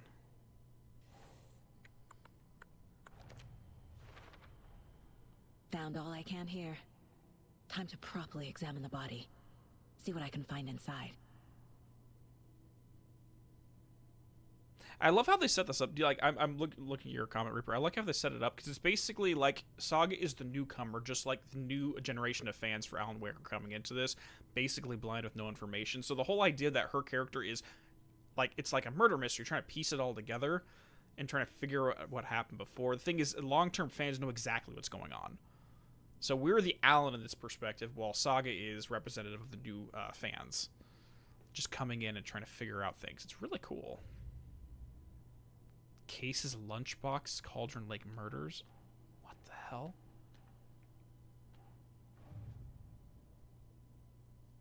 Oh. Oh. Finding a Casey movie lunchbox out here can't be a coincidence. Another message. So a whole different... Okay. Lunchbox found near Cauldron Lake campgrounds. Think, Saga. Okay, hold on. I need to zoom out. Okay, can't see what that says. The light's in the way. Ah! Cauldron Lake area. Yep. That's it.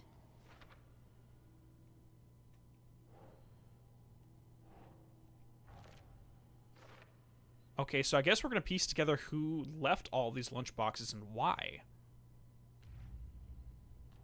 So, and then we'll switch it back over to this board for the merge at Cauldron Lake. Oh, that's really cool! So we have multiple case files, just trying to uncover every section of the story. Mateo, like, I guess you technically could play this game without playing the rest of it, but you're going to be missing out on so much context and so much of the deeper mystery of the story if you haven't played the first one. It's, I know Remedy has designed and written this game so you can get away with playing this first without knowing the other games. So, yes, I would say yes, but of course, I'd always recommend having the context of the previous games. I feel like Saga's the fan base right now where we're just trying to piece everything together. If those lunchboxes are Barry, like he had a surplus of cake, wouldn't surprise me. Alright, do we have any more profiling to do? No, we're done. Okay, let's get out of here.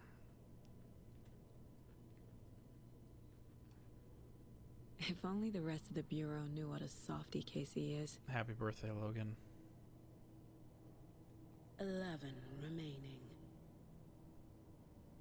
11 remain. What? 11 remaining. Listen to how she's saying that. It sounds really weird. 11 remaining. Hold on, I'm writing that.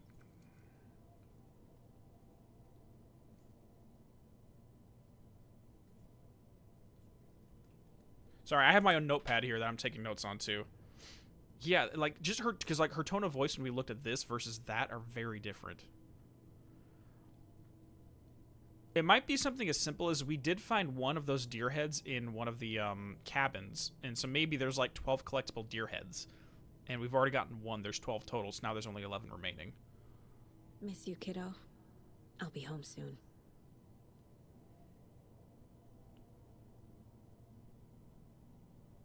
So yeah, that just might be a collectible thing. Okay, so all the manuscript pages are over here. Okay.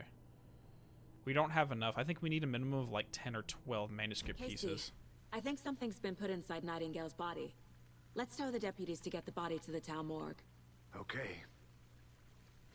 I mean, if you're rushing through it, Mateo, you could probably get through it in like 10 hours or so. If you want to explore everything, maybe 15 hours. It's not a really long game. I mean, if you really want to, you can, I do have a Let's Play of the game, I think, on this channel, because I have a secondary channel for all my streams, GU Streaming. I'm not sure if my Alan Wake Remastered Let's Play is on this one or on the other one. So I check, because if you really don't feel like playing it yourself, you can watch the whole thing, but my Let's Play is a lot further, longer than a regular run-through, because I'm talking a lot. Yeah, the deer definitely seems like it's related to the cult, but... And I also play the DLCs too, Whoever wrote that page made sure it read like a story. Like a scene from a thriller. I hate all of it. The text said we'd find more. I believe it. But what's the purpose? They're twisting events to create their own narrative. To do what? Entertain some fantasy? Projecting their desires? Thanks, Nathan. Are we characters or the audience? Witnesses to their design? All the above? It's all about control. Deciding what happens to who. Don't let it drag you in. Too late. I'm already hooked. I need the next chapter. I see something shining over there.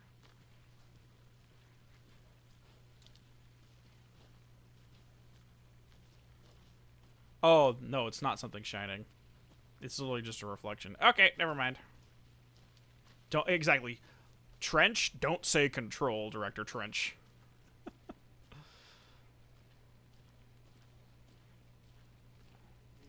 Hey, you made it back. Good. I hope you didn't get stuck in any of those big puddles. Crazy flooding down there, huh?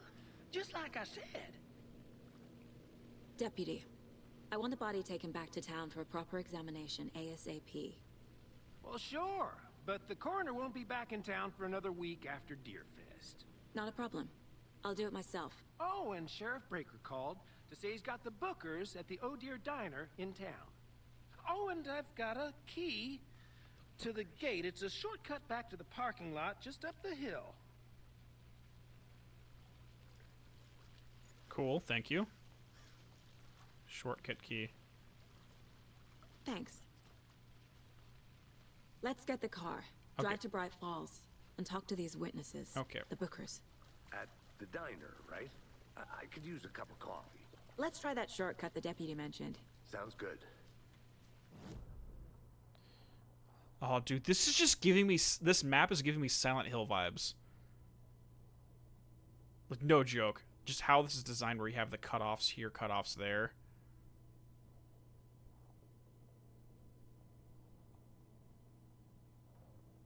Wow. Hey, Dragon of the West. How you doing, dude?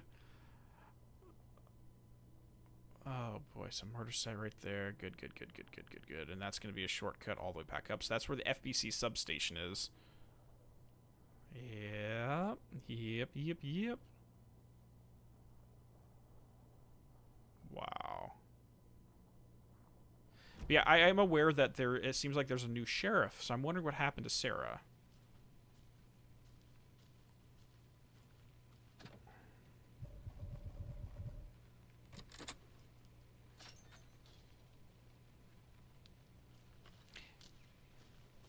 Seems like a nice town so far. Murders aside. Pretty woods. Cute lodge we got set up in. We should go for a hike if we get a chance. Now you're just being mean, Andrew. He doesn't like... Deputies aren't exactly up to the task, but hopefully the sheriff will be more helpful. Not a surprise about the deputies. Doubt they see much stuff this gruesome. You have no idea, Alex. Shit. Hey there, Matt. I mean, yeah, so far we haven't had any combat. It's mostly just been lore and setting the tone for the story, and I already have half a page of notes written down next to me.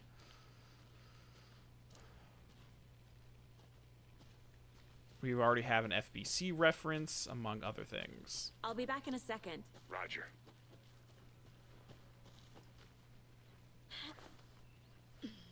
A lunchbox again. Ooh, hello there. Who's leaving these out here? We're all in this together, hero. Have a heroic day. Is whoever doing this leaving it for us?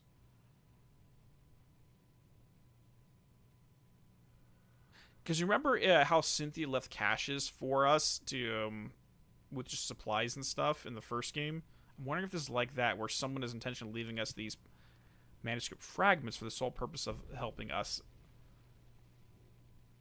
We're all in this together, hero.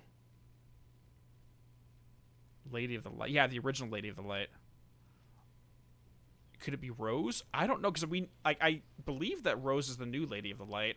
I wonder if Cynthia's still around. I mean, it's been 13 years, and she was pretty elderly in the first game. So who knows if she's still around. But Rose definitely should be here. I mean, she was, what, 21, 22 in the first game? Barry used to call Alan Hero. Oh, good call.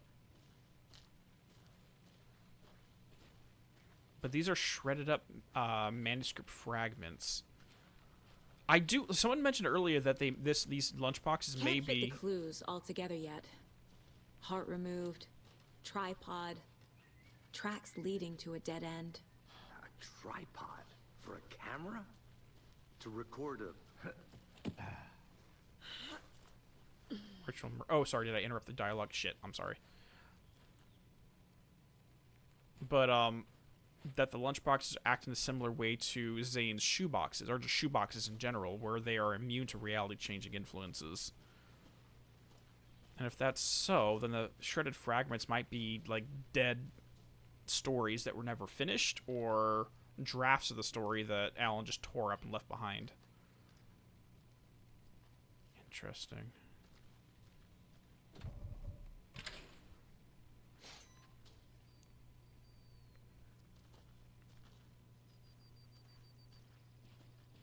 Interesting.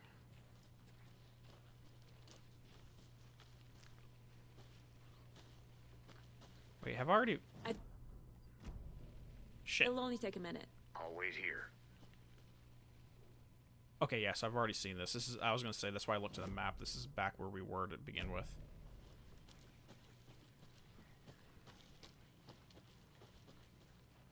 And that is going up to there. Let's try going to the left for the dead end.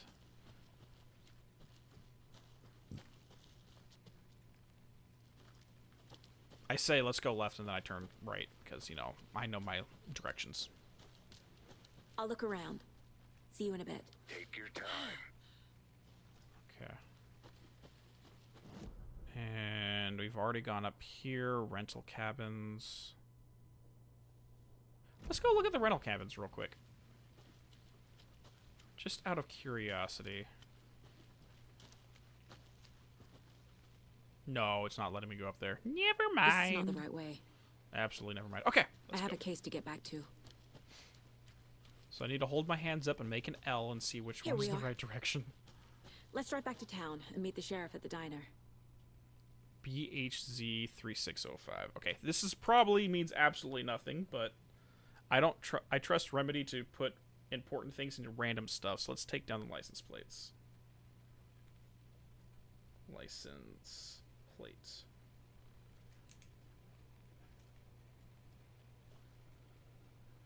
You're installing on Alan Wake Remastered on your PS5. Dude, it's a great game. I mean, it's the reason my channel got started was because of Alan Wake. 027 WSP. Okay, 027 WSP. License. Okay. I seriously doubt that's ever going to come up, but just in case, let's take note.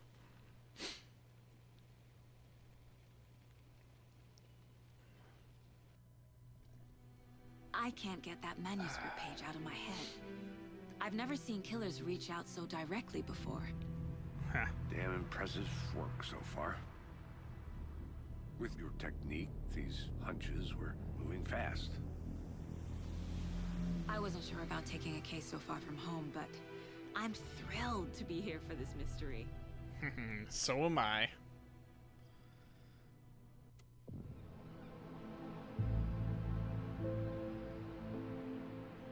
Need to swing by the lodge to get anything from the field office? No, I'm all set. I'll park there anyway. I want to walk to the diner, get a feel for the town.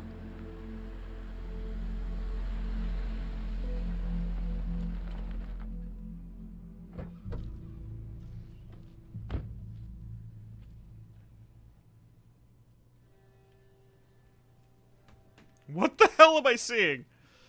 The diner's just up the waterfront. It's a coffee thermos. Shouldn't keep the sheriff and our witnesses waiting. I smell coffee. Like it under thin layer of skin. I don't know if we're seeing the Andersons. I've avoided all of the promo materials, so I don't know who's going to show up. Wait.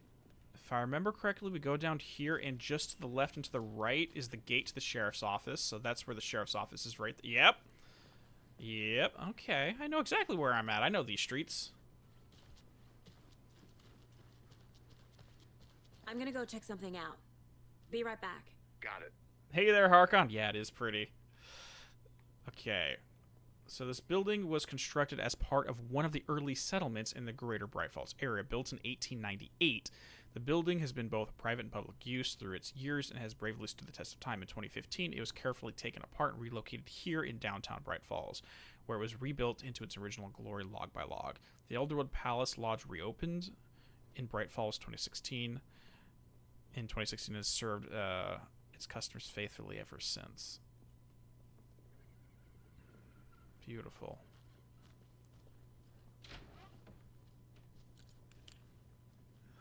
So sleepy. Hi. Just a few more days. Deerfest. Deerfest is close. Hey, sobriety test. Look at the light. Follow my finger. Okay, sorry. Dining room. Hey there, Esber. We're in the same mission. Nice. Yeah, we've probably... How long have we been playing? How are you doing? We've been playing for 2 hours and we're just getting to town. Bright Falls map. Beautiful. Okay, Elderwood. Yep, Sheriff's Station. I know these streets. And if I remember correctly, over in this area, there's actually a fishery building that is called J. Jenkins. Which I presume... Or L. Jenkins, so I presume it's Leroy Jenkins as a reference for the fun of it. Dining room. Well, hello there. You know what? Dance it away. You live your best life, buddy.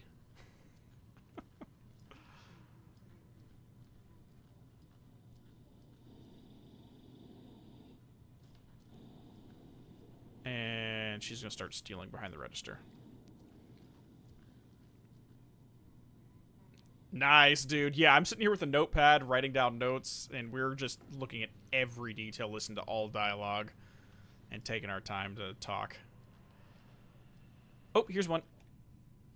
Rest easy, buddy. So, remember, she had a dream about a deer. And Jake Fisher did kill a deer when he arrived. Those are not related in any way, shape, or form, but... So her place does change based on where she's at. This whole thing just got redesigned. Wait. No, I lied. We're physically there.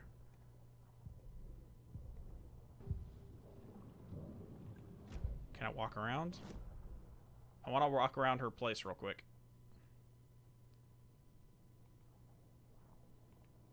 Okay, I guess. Ah, here we go. That's what I was looking for. 10 remaining?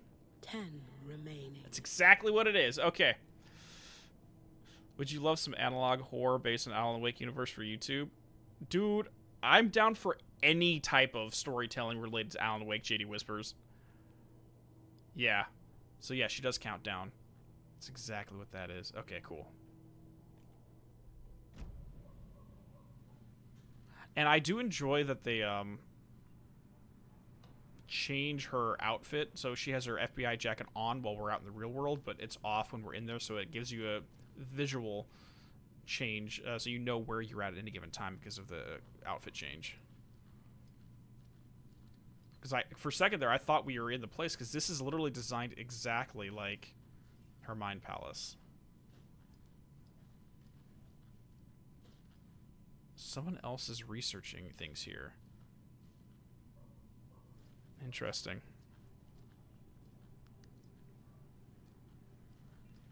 Okay.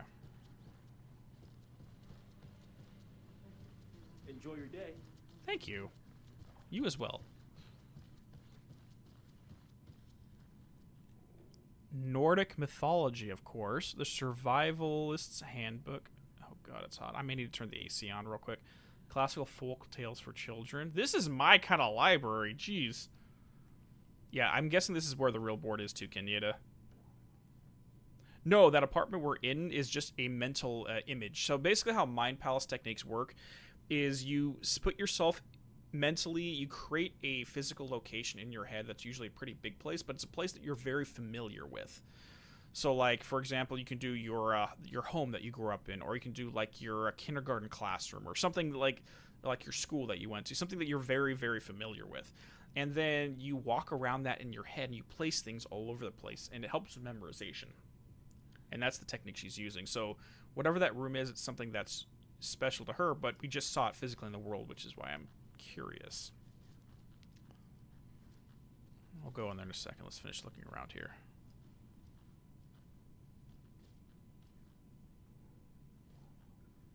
Yeah, so I'm guessing they're going to convert this place into their field office. Oh God. Sorry, I just got Ocean View Motel flashbacks. Okay, hold on. Let's look over here first. I can't force it open. I can't upgrade. I need like 12, I think, manuscript.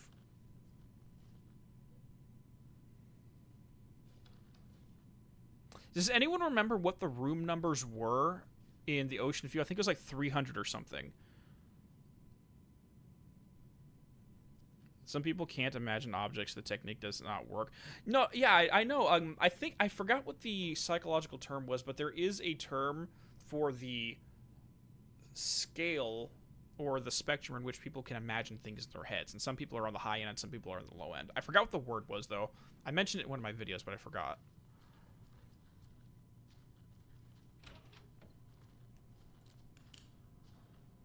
Death Rally! Nice. Take care. It does. It does hark on. I actually downloaded, because I pre-ordered it, I got some other things. So if anyone doesn't know, Death Rally is Remedy's first game.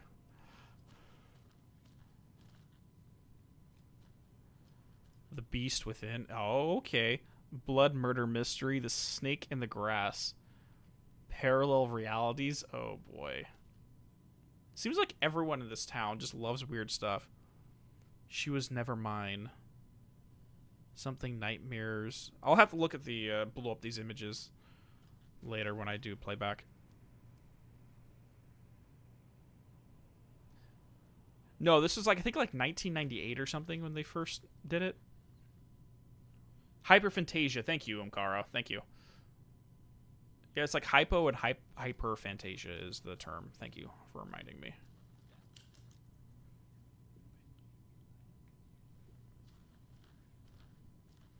Wait, where's the radio? Brought to you by Davis Family Moose Jerky. And boy, what an eventful day here in Bright Falls. By now, we've all seen the FBI setting up shop in town, and I'm sure you're all asking the same question I am. Did they bring all this darn rain with them? Is this Pat? Deerfest is right around the corner, and we're all crossing our fingers for sunshine. So, I reached out to our top meteorologist for a weather update. She never responded. But I have her Uncle Tapio on the line from Watery. Tapio, are you there? Yes? Great. And Tapio, what kind of weather can we expect today? Rain. That definitely seems to be on the menu. How about over the next week? Also rain. Right. Care to elaborate? Any chance the sun will poke out in time for Deerfest? No. Deerfest is coming, rain or shine. And that parade lineup is looking dandy as ever. Yes, I like this parade because they're one float in the shape of a swan. Long neck and everything. A very large swan. Ah, so you're a fan of swans. No. Right, well, that's our time. We'll be right back after this next song by the rock and roll sensation, National Nightmare. Ooh. So I don't care about DMCA. I'm not going to monetize these videos anyways. I really don't mind.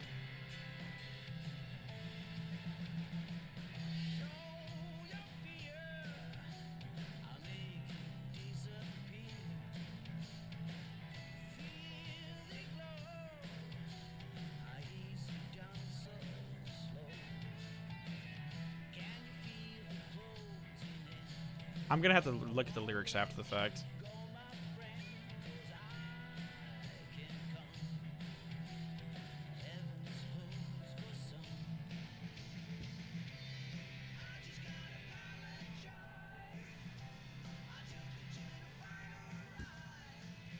Oh God, what's with that mirror?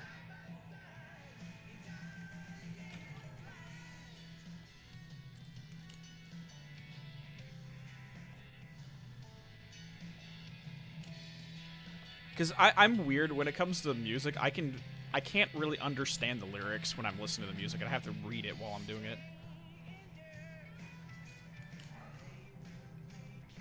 Something about water. Sounds about right. Hey, seriously, Harkon, like, if we go to the front of this hallway and look down here, tell me that does not look like the ocean view. Like something remembered in a dream, right?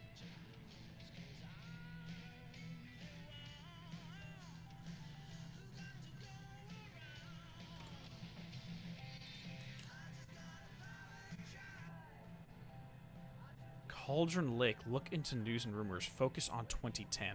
Cross-reference with old case files from New York City cult. Similarities, commonalities, and methodology. Part of a series. Find out the name of good coffee from diner. This must be Alex's. This must be Casey's. Yeah, look at all the coffee. This is probably Casey's room. This is probably the room Casey's staying in. Okay, so Casey is staying in room...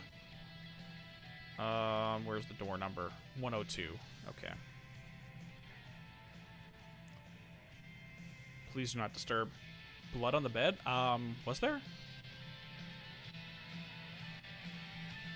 No, those just look like embroideries. It's just a design on the pillows.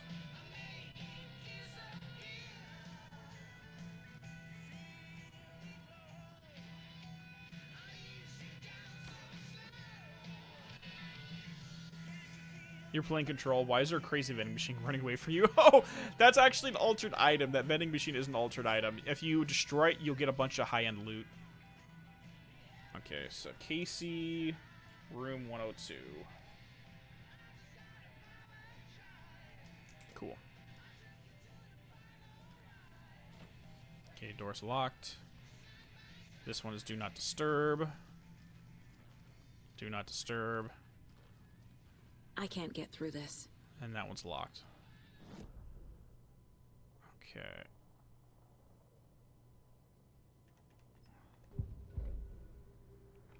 So we got Pat. It is Pat Payne. Yes. Yeah, I can hear his voice. Is the same voice actor for Pat Payne? Because it sounds like him in terms of his timbre, but he does sound a lot older.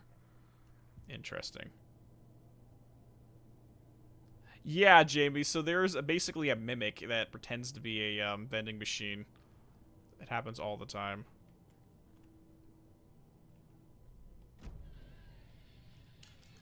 And it's only in the investigation sector in the AWE DLC is when you find them. You don't find them in the main level.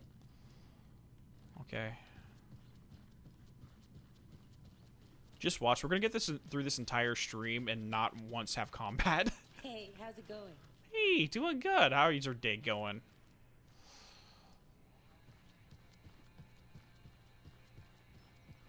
Billy's Boathouse.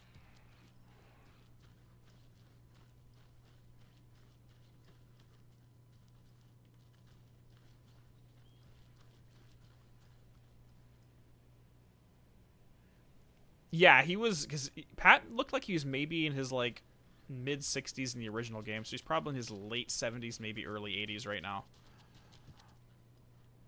Can't open this with my bare hands. Okay, so either we're going to have to get a key or we're going to have to get some kind of pliers to unlock this. Oh my god, this is giving me a Metroidvania feel.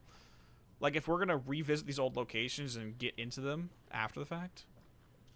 Or maybe it's story-related. We go through those locks and it just bars progression. Was that Ms. Estevez? No, I don't think that's Agent Estevez.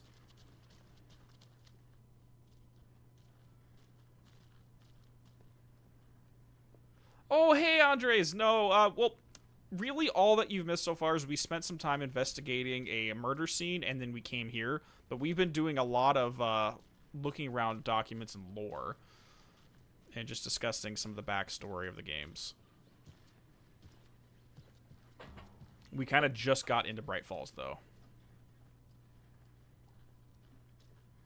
Kids of all ages, Happy Harvest, Desmisto Farms, just located at Tamisto Farms, just a 10-minute drive out of town.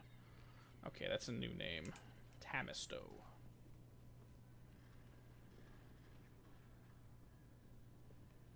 Yeah, we've had no combat yet. Yeah, Control did have minimal Metroidvania, but the only thing you got in those new areas was, for the most part, like, loot boxes, so it wasn't really... Okay, I think that's everything on this side. Welcome back, Anderson. Hi. You ready? I want to go see if we can get to the sheriff's station. Hi, how you doing? Let's go check the sheriff's station real quick. Pine Funeral. Any interesting guests lately? Any good finds? Zilch. But someone left a gross surprise under their bed for housekeeping. They went nuts. So, that's what all that screaming was about? Either that, or the couple I'll be back on in a their second. honeymoon. Roger. Wait, someone left something under the bed? What?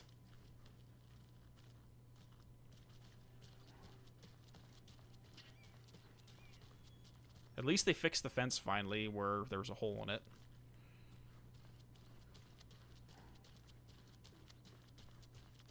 Any signs of the dark presence so far? Not really. Oh, got another radio. I mean, we can debate that. Yeah, dancing coffee thermoses. I mean, that's one way to advertise your products. Cole Street. I don't think it's going to let me go down this way, but let's try anyways. I need to head back. Yeah, I didn't think so.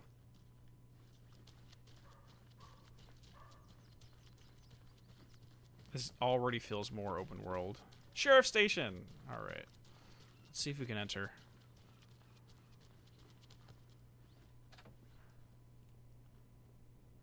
Where's Deputy Grant? Is she not here anymore? Alright, I guess not. Do not enter. Wrong way. I hate one-way streets. No, this isn't a one-way street. Okay. I already sense that this road is going to take you to another dimension because they're saying this is the wrong way, but with the two double lines, this is obviously a two-way street, so they're lying to us. The townspeople are obviously trying to hide something down this way. This is not the way.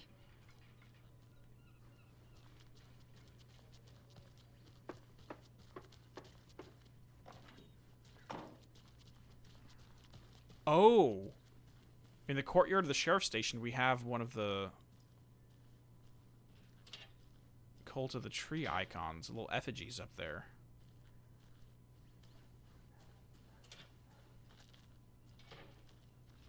Interesting. So we'll have to take a look at that once we get into the area.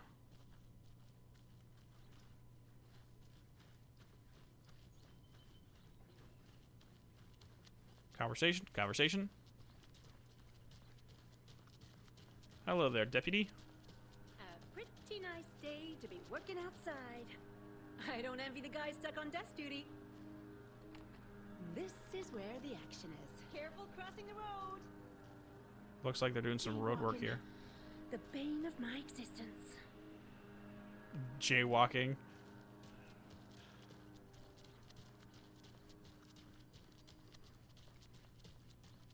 Okay. Looks like they're doing some gas lines there. Trash, garbage, refuse, call it what you will. I will make it disappear. Thank you, good sir. I really appreciate your efforts. Truly. Harbor. Did you get lost, Anderson? Yes. Let me guess. The FBI. Welcome to Bright Falls. There he is! Nice to have you here. I got you both some coffee. Oh, it's Washington's finest.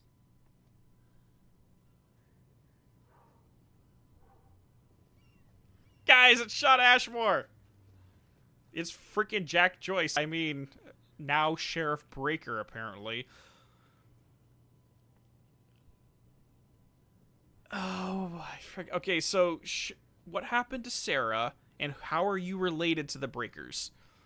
Because technically we know, with him, we know 4 Breakers. We know Frank Breaker, who's a former FBC agent, retired over here to become Sheriff Bright Falls, and then retired from that and started an apple orchard.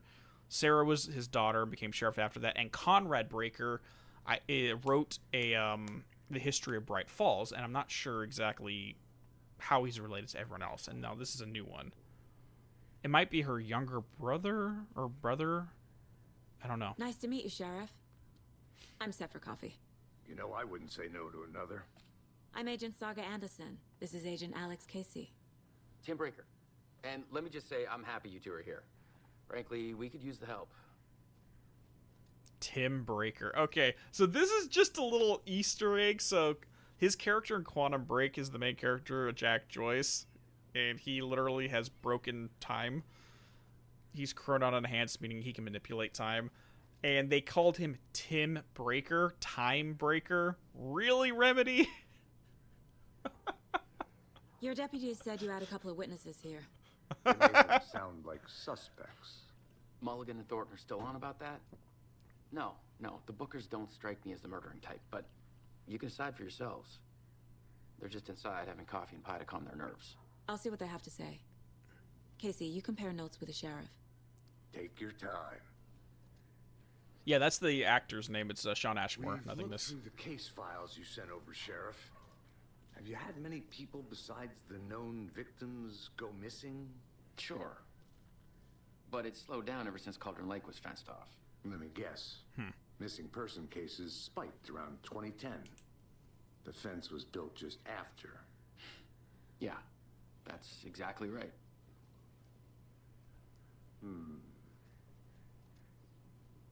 Interesting. Okay, so You after... can go ahead, Anderson. We'll be here. No, I want to listen to all your conversations. So after the 2010 AWE, they fenced it off. Makes sense. I think I saw something. It'll only take a minute. I'll wait here. Yeah. Puppy! Puppy.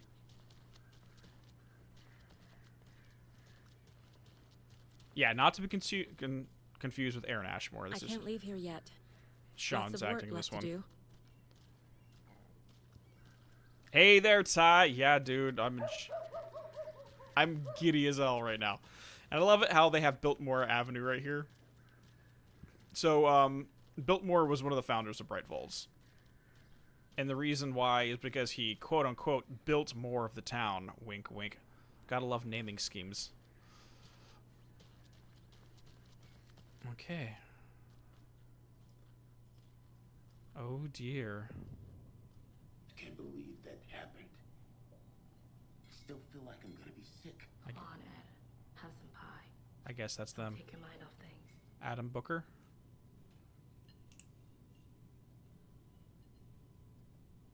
Adam Booker.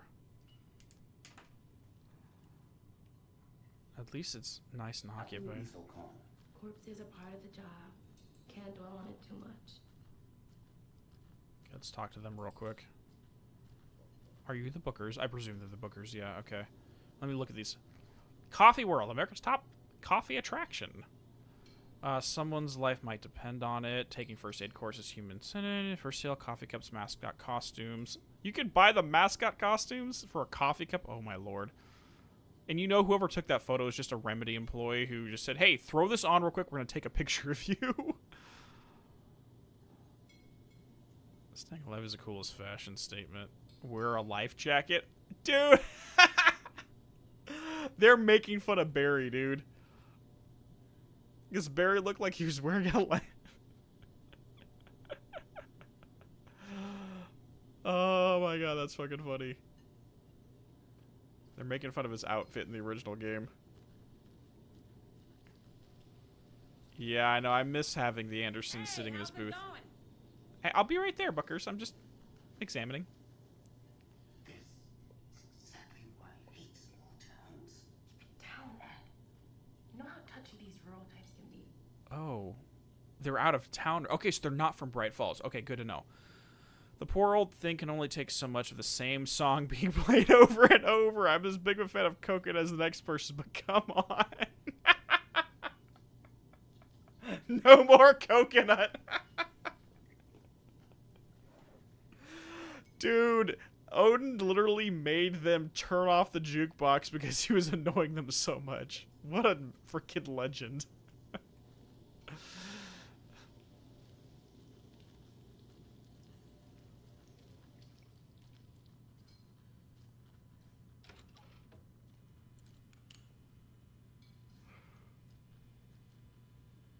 Oh, there's another one. I feel bad for these guys. I feel like we're going to get more and more of her history with that dream the more we find these. Teamwork makes the dream works. Yeah, there we go. The single modern parent. Was that left there? Okay.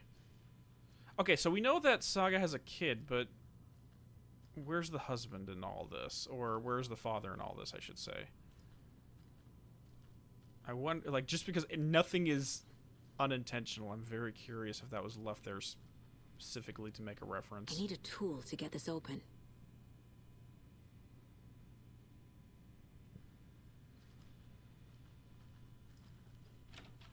Uh-oh.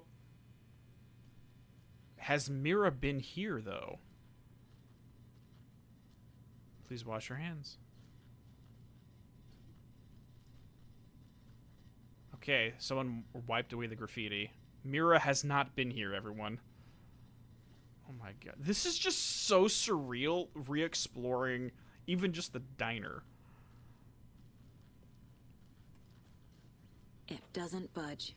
Oh my lord. Get a logical process of elimination. It's not the light, but what it represents, right? Excuse me. I'm Agent Saga Anderson. Are you the Bookers? That's us. I'm Tammy, and he's Ed. Ed, sorry, not Adam. Just Saga is fine, Ed.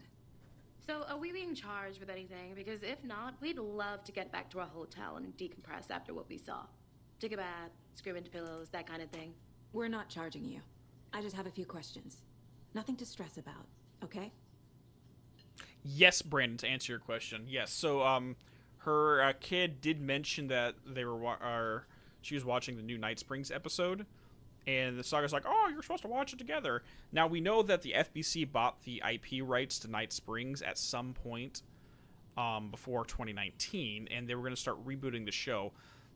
Now, for anyone who's unaware, the reason why they were doing this is because the FBC was doing experiments into how the modern the average populace would react to paranormal events. So it was kind of like a mind experiment to see how the public would react, and if any urban legends created through the TV show would be manifest into reality at the same time through groupthink. Well, we don't know anything past that. What were you doing at Cogent late last night? I'm a writer. True crime. I'm here from New York, doing some research on a famous novelist, Alan Wake, who went missing here. I was down at the lake, getting some details. Perfectly legal. I'm just asking a question. You don't have to be snippy, but... Okay, so she's a novelist, true crime. Probably is a fan of Alan.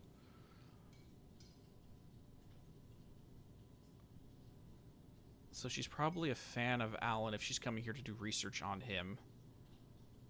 Oh, God. You need to get out of town quick, lady, before you start riding near the lake. Just go for your own safety. So what did you see in the woods? This naked dude came out of the lake, and he was acting crazy, shouting weird shit at us. He must have been on something. Unless skinny dipping at dawn is a thing around here. Then we heard shooting. We ran into these psychos in deer masks. They were tearing into the naked guy with knives, like some kind of satanic cult. And then we bolted and called the cops. Okay.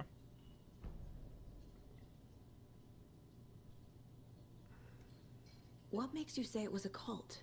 It looked pretty cultish. The masks and knives aren't enough. I'm with her on that, yeah. They were shouting, "Cult of the tree. The cult of the tree. Cult of the tree." Oh, and then we found out. The whole thing was terrifying. That's all.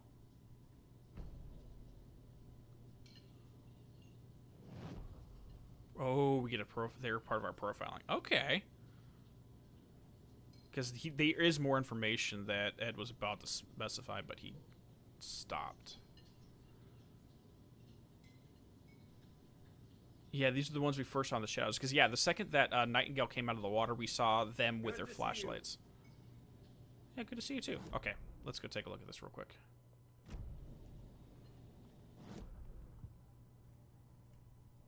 All right, let's check out our case board real quick.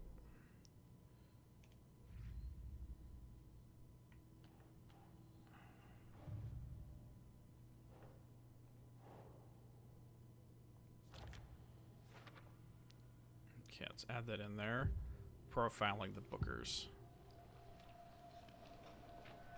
The Bookers were at Cauldron Lake. Why? The fence was built to hide what's there. They say the rider fell in the lake.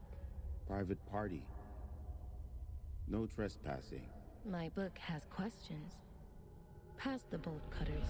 They broke in for the sake of Tammy's book. Nothing to do with the murder. They were telling the truth.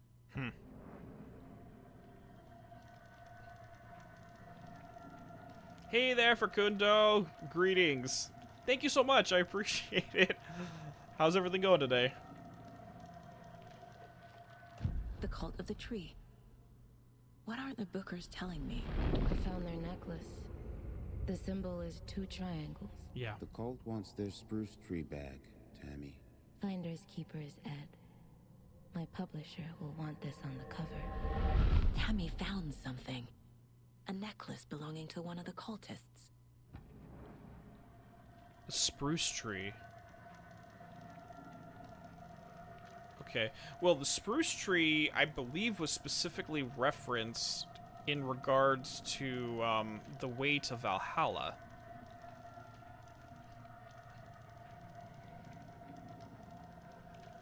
What was it? It was in the backwards speech of Take Control, of the Old Gods of Asgard song Take Control. There was something about the spruce tree in that. Hold on. Let me find it. 2 seconds.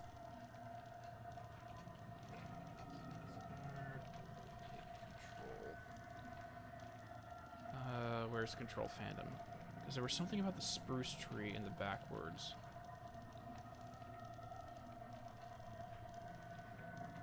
Okay. So one of the backwards messages is, in their drunken fever states, see them both profoundly. The pyramid in the stone file becomes a spruce tree.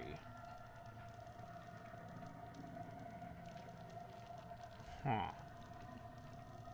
Now, we thought they were referring to the to Odin and Thor, or Thor, of course. So they both found the pyramid in the stone file becomes a spruce tree. And she said she got the spruce tree and they wanted to put it on the cover for the publisher. Okay, let's just file that away as a mental note.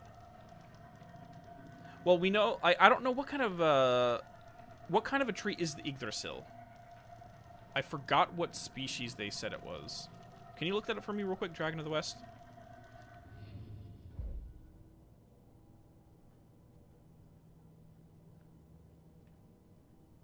I'm just curious. It's an ash tree. Okay. Well, okay, funnily enough, Dr. Ash. Okay. Wild Valley, single pot still Irish whiskey, 12 years. Okay, so that's important to her.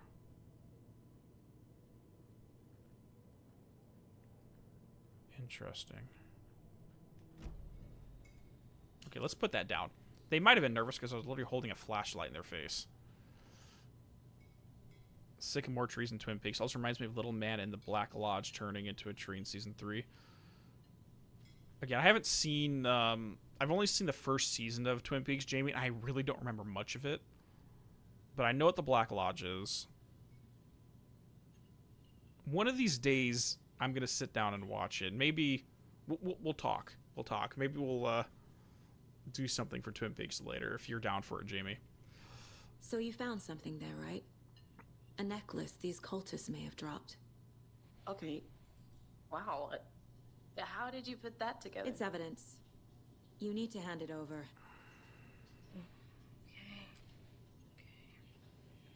Told you not to keep that thing, Jimmy.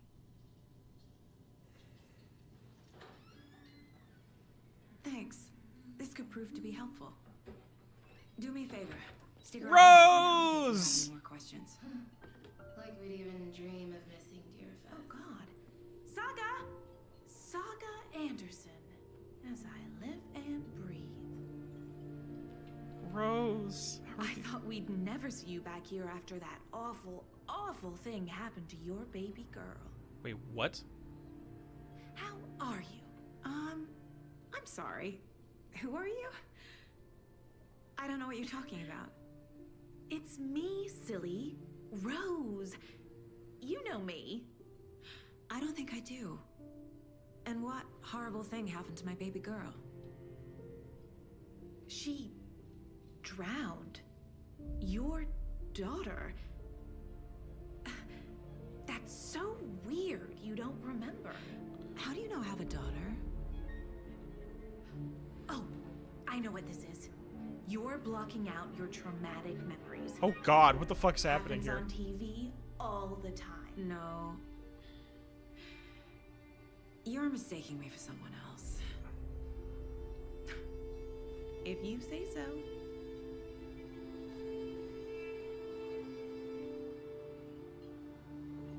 Oh dear.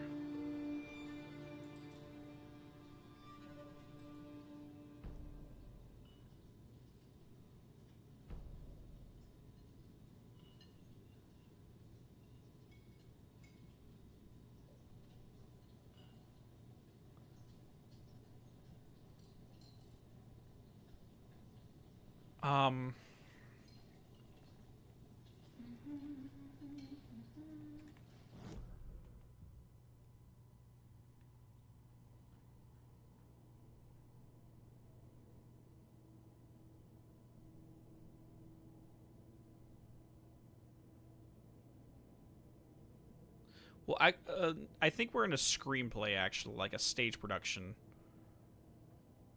based upon the promo material. Because, well, Ninja Nub, Cynthia, or Rose kind of is the new Cynthia in this game. And of course she's going a little bit gray. I mean, Rose suffered a very big trauma in the first game. It wouldn't surprise me if she's prematurely going a little gray. She seems to be doing okay, though.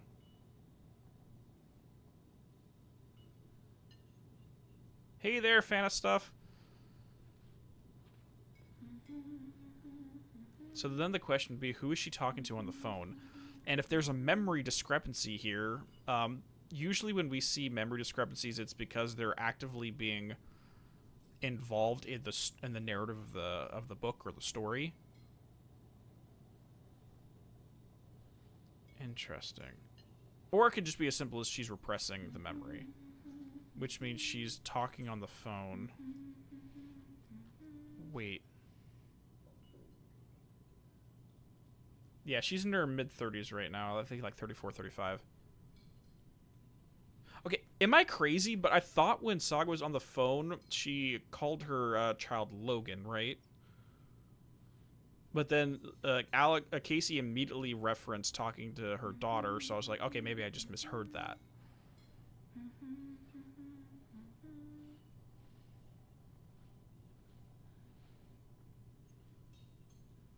Oh gosh, okay, let's just pack that away and come back to it.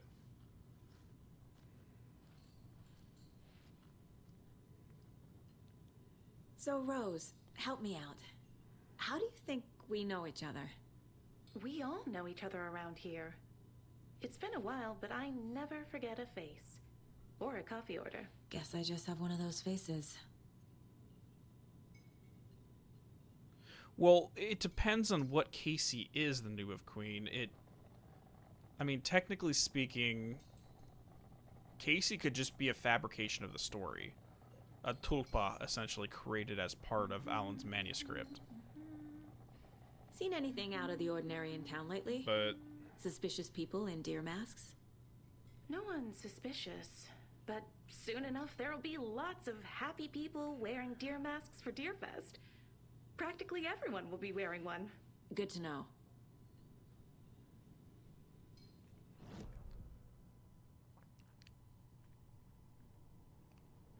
Yeah, happy birthday, Logan.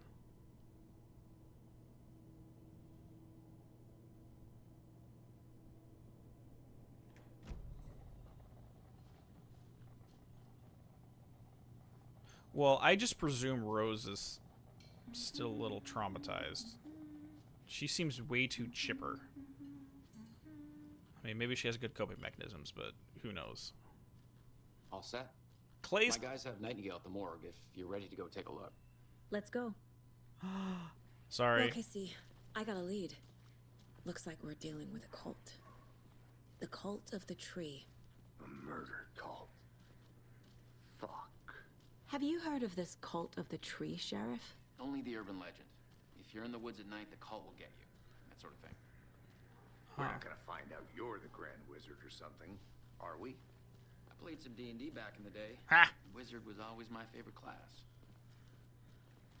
So I just wanted to point this out. We have Clay's Clam House over here, so our boy Clay probably has a little Easter egg there for him. Yeah, that's what I'm thinking, Fan, is that she has 2 children, but... Morning, Sheriff! Looks like you have some guests. Ah, morning, Ted. Yeah, real important guests. Deerfest. Always draws a crowd, right? Too true. More the merrier. Have a good one, Sheriff.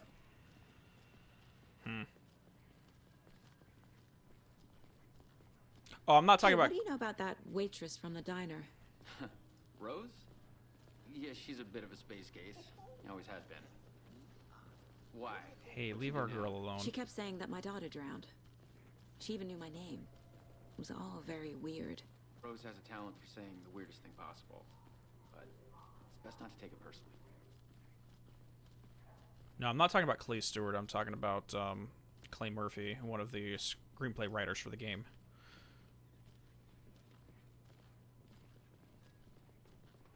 Hey, boss. Corpse is downstairs ready to go. Yep, in the morgue, all prepped. I'd like to take a closer look as soon as possible. Lead the way, Sheriff. And I know for... This is the Bright Falls Sheriff Station. Anything you need, just let us know. We appreciate the support, Sheriff. And Clay Stewart actually got back with his wife I'll be right with you, sir. after writing the Elm Lake Files. Just here to pay my ticket. Whenever you're ready to take my money. Okay, love the mustache. The mustache.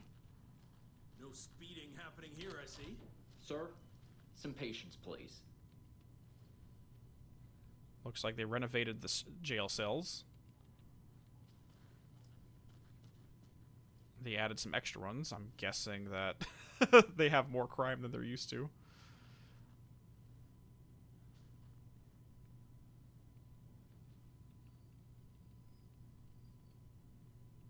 No spoilers. I appreciate it, Fan, but oh. Oh my gosh. They locked up an innocent man. What did they say you do? Did. My grammar's horrible. I swear I didn't do anything. They're a lying bunch of bastards. You believe me, right? What did you do? Or what did they say you did?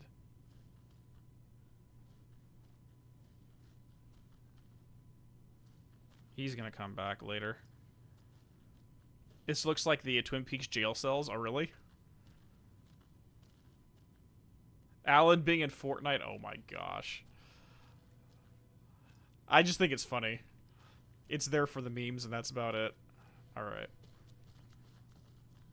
It's not opening.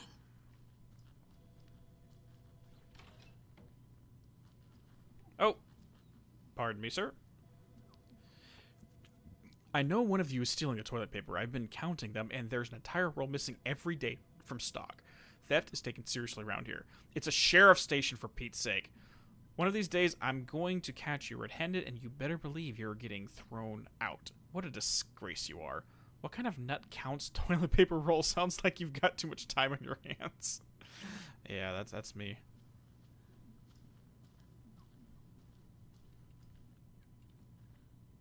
No, really, he's in Fortnite, Queen. But I think he's going in Dead by Daylight as well.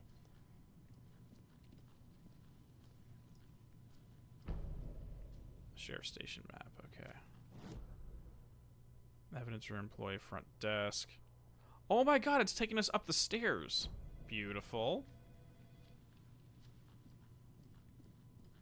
I'm just curious why you have the morgue. Have a nice day. Thank you. Wait. Okay, not Deputy Grant. Why would you have the morgue on the second story? Because then you have to carry all the cadavers up a flight of stairs to get them to the morgue. You should have it on ground floor. Just saying.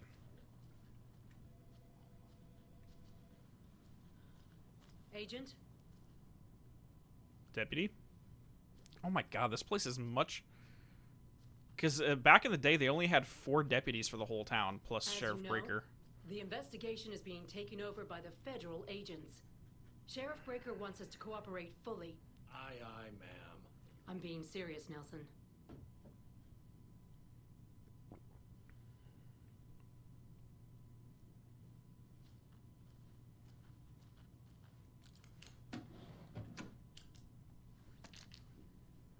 Okay, I'll take that. I don't know about you folks, but I don't care for all these gruesome murders and whatnot right here in our wholesome little town. It's not what I signed up for. This line of work is not for the faint of heart. Faint of... Oh. Nothing on the whiteboard. Okay. Yeah, I actually would be curious about that, Reaper, if the FBC kind of added some extra deputies here.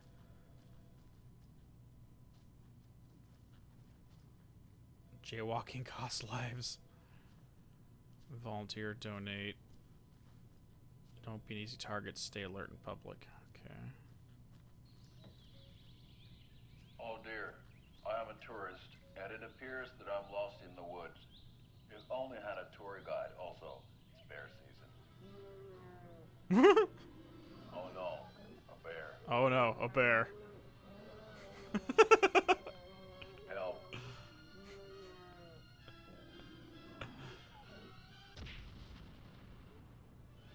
Did somebody call for a tour guide? Oh wow, Koskela Brothers Adventure Tours.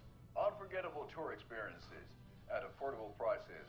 That's right, I'm Ilmo Koskela, voted best coffee roaster / tour guide by Coffee World magazine, and I'm here to give you the tour of a lifetime.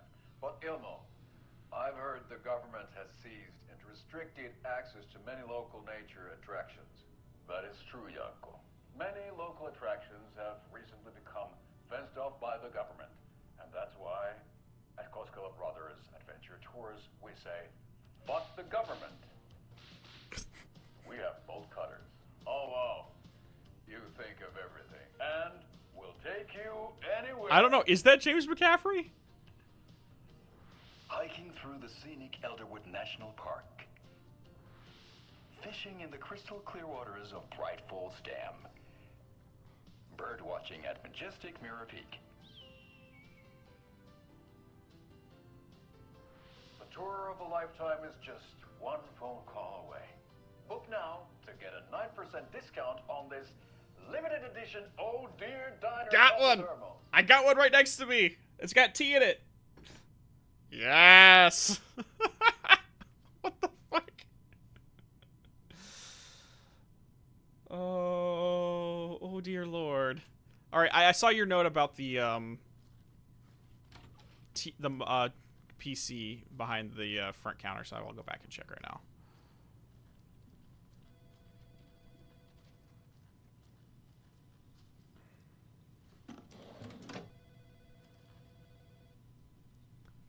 Oh, kill the Joe, make some mo. Sheriff station. Kill the Joe.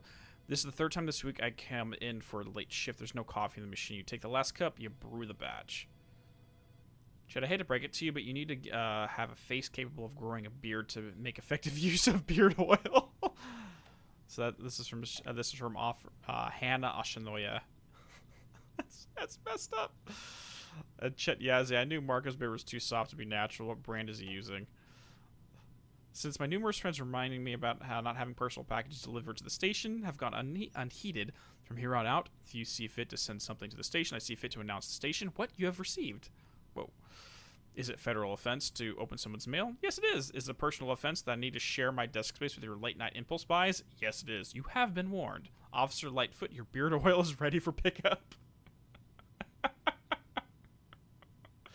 As someone who just recently started working with getting beard oil, this actually cracks me up. I feel really called out right now. The front desk computer and admin email are not to be used for personal quarrels or other official business. And remember to wash your coffee mugs. From Sheriff Breaker. Gang, the annual event you've all been eagerly waiting for is upon us, the Community Outreach Barbecue. Now, I don't want to hear any grumbling. This is a valuable opportunity to connect with the community. Statistics show that officers who are well integrated with the communities they serve see lower instances of violent crime in their precincts, are more effective in their policing, and have overall better mental wellness. This is for your benefit, so take it seriously. The community voted dunk tank victim this year will be, drumroll please, Deputy Thornton. Congratulations. Looks like everyone's getting retribution for that speed trap on 12C last. Right. A friendly reminder that anyone out sick on the day needs to provide a written doctor's note or you'll be assigned a night shift for 2 weeks. Anyone who replies at all to complain about their assignment will be volunteering as assistant to Officer Lightfoot's magic routine. Tim. Hey there, Mitten Sony. No, absolutely. Like, we'll be playing this basically nonstop for the next 3 days. I'm fully planning on, because I took some of my PTO from work tomorrow, so I have tomorrow off so we can play. I might be doing either 2 or 3 streams tomorrow. It depends on how long they go. Basically, once I need to get a food break, we'll stop, and then I'll come back a few hours later to continue onwards. Dakoba! The beacons are lit. How are you doing? Hope you're doing well. It's been a while. The time difference, the time zones have been crazy. That's what you're doing for the next 3 days too, Ryan? Oh, I gotcha. They stopped producing them. I actually really lucked out with my Oh Dear coffee thermos. So, friend of the channel and community member Ursus ended up getting 2 of them. He got one off of eBay just as the sale went through on the finished store. Online store, so he ended up getting 2 delivered to him, so he ended up just reselling the first one over to me. So I just really lucked out on getting a copy of it. Hey there, Sid bastard. Luckily I'm not monetizing this video so I can say random stuff. How's everything doing? Yeah, I'm doing well, Dakoba. Alright, let's get going. Let me see if there's anything more I can grab now. So we share a morgue with the funeral home next door. It's a shoestring budget. I guess you guys don't have that problem, though. Our only coroner rotates between a few other towns, and he's away this week. But you can handle this, right? I'm qualified to perform examinations. Yes.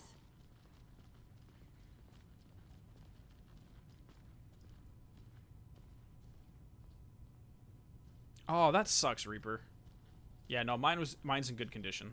Something about morgues. They always cheer me up. I can't say I feel the same. Interesting. A little weird, Casey.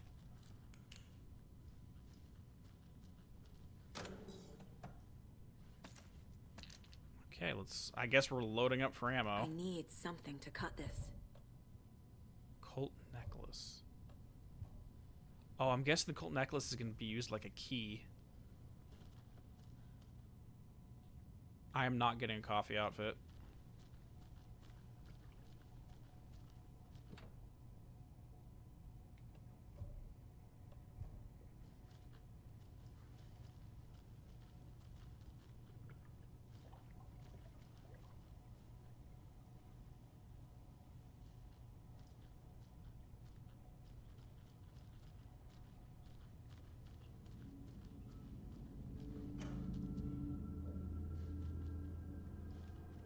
Okay, well, since we're loading up an ammo, I'm presuming we're loading up for a combat scenario.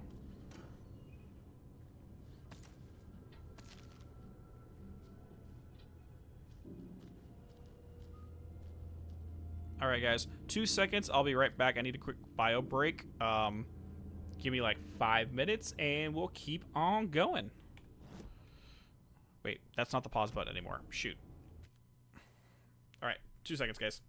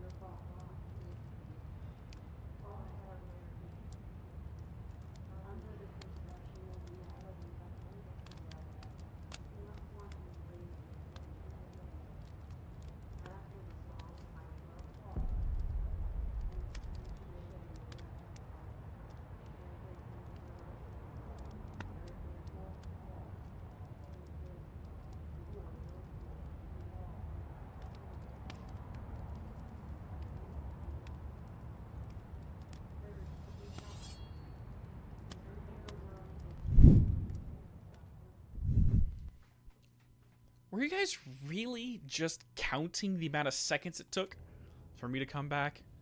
Lovely. Yeah, see, I told you, 2 seconds. I got back in 2 seconds. We're good.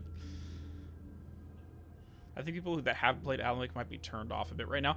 I don't know, Jack Whispers. I mean, like, on its own, it's rather intriguing if you don't know anything, but if you know how this universe works, it's it's just like that, but it kicks it into overdrive with how just odd everything is here.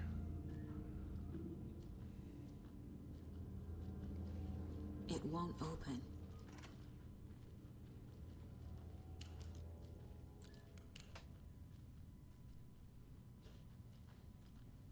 Okay. All right. Let's take a look at our patient. I'll start with the external inspection before performing the internal examination. Okay, before we do that, let's do a room inspection. Oh, that's just gross. No one cleaned that. Please mark the next autopsy. Okay. Yeah, with a small town, I imagine they only have like 1 or 2 of these at any given time. Must be locked from the other side.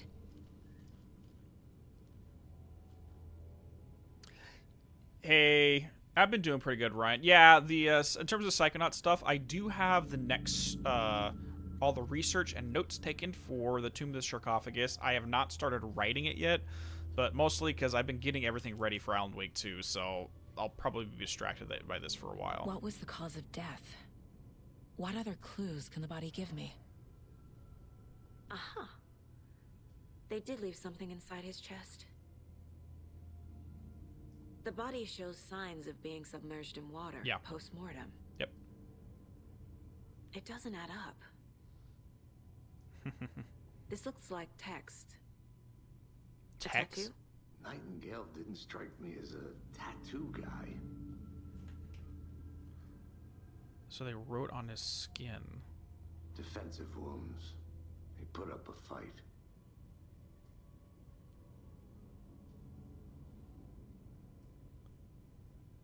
Well, Sid, he wasn't drowned per se. He was overtaken by the Dark Presence, or at least became an agent of it at the end of the first game, and who knows what happened to him after. There's writing on here. Can't make it out. Writing? How'd they manage that? 9 remaining.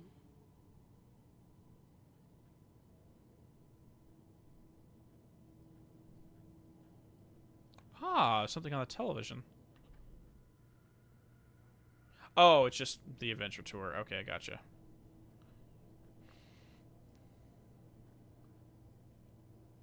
The Mile High Strangler case. Proud of that one. Mile High Strangler?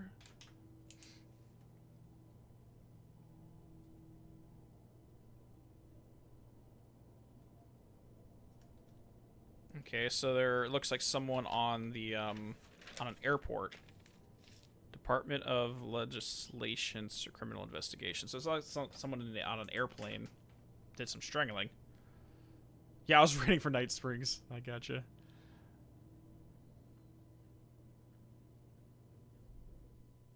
Okay.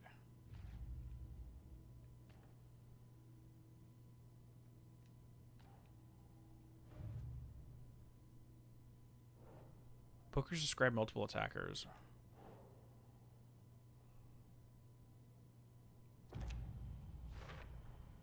We're dealing with an organized group of killers, not a lone serial killer. Yeah.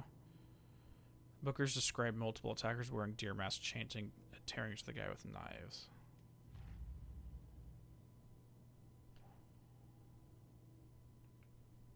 Cult of the Tree.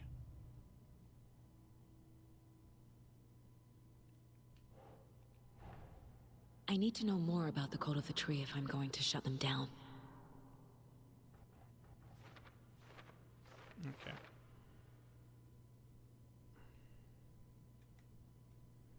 Cult goals. What kind of cult?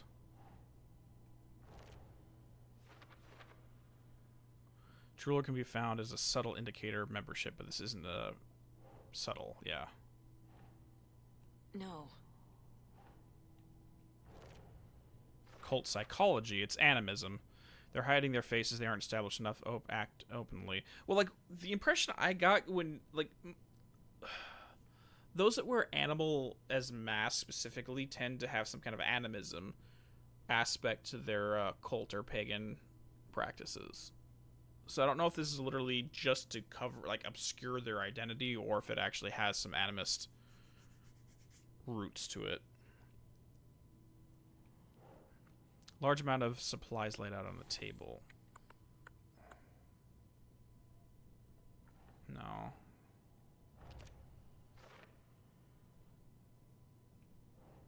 And triangle figures made from twigs, cult symbols. What's the purpose? Marking territory, warning fills derivative. Yeah, but they also move the positioning of the triangles around, so. Okay.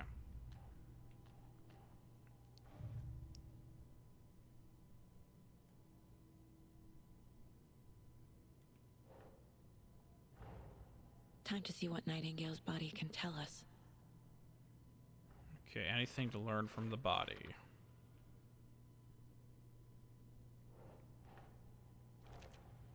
Ritual writing, legible words.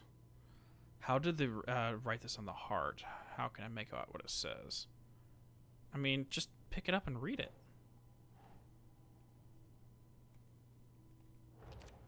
Cause of death. We got some defensive wounds. Okay.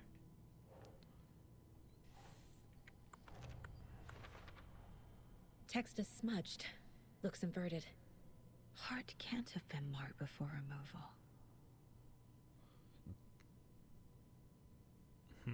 Interesting.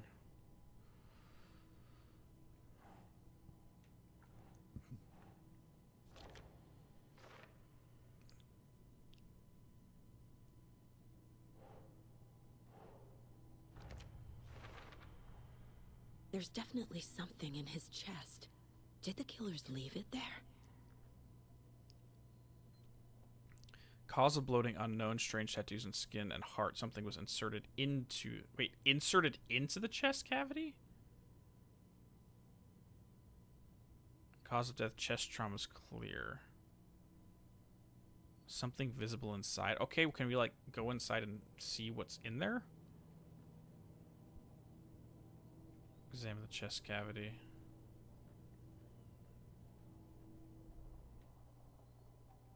Okay, so yeah, minimum we need 12 to get the another headshot.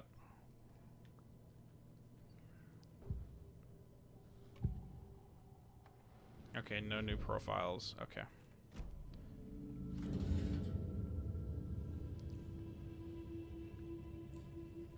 You're not wearing gloves. Why are you not wearing gloves? Okay, I thought you were certified.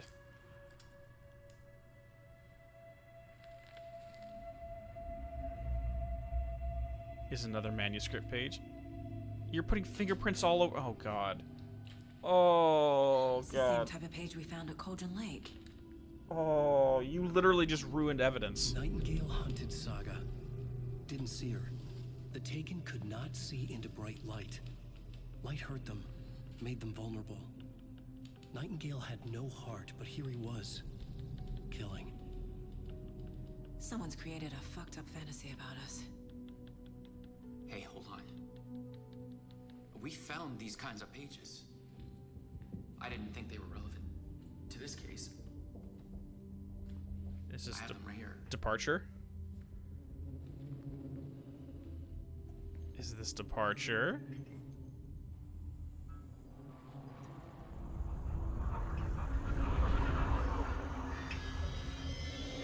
No, wait. I know who that is. Sheriff? What the hell? Oh, Jesus. Okay.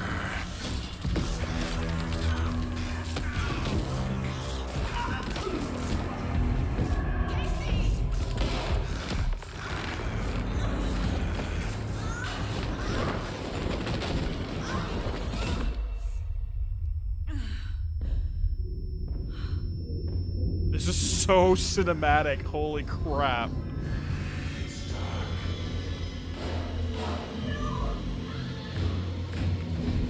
orange peel. Just imagine if he just started chanting his chant out of nowhere. Could not see into bright light.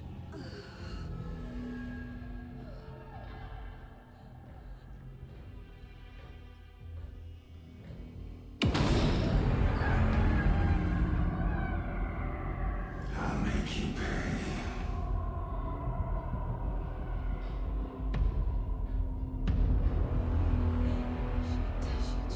He's coming. No weapon. The page is set to get into the light. Stay in the light to avoid being detected.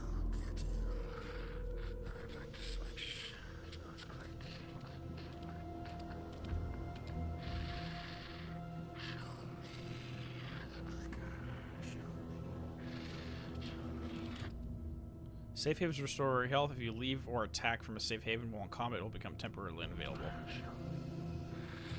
He can't see me in the light. Okay, so this isn't a Taken then. My gun's out in the hall. Gotta get it back. Because I'm trying to put the flashlight on him and it's not Gotta move. hurting him. Now.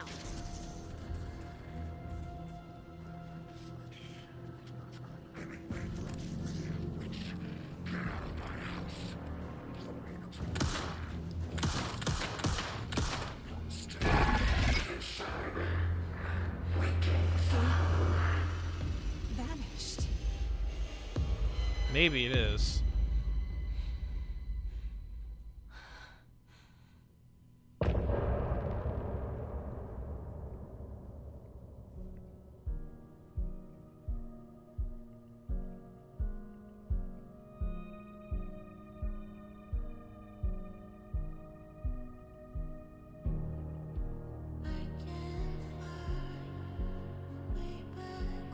Oh boy. Let's just enjoy the music.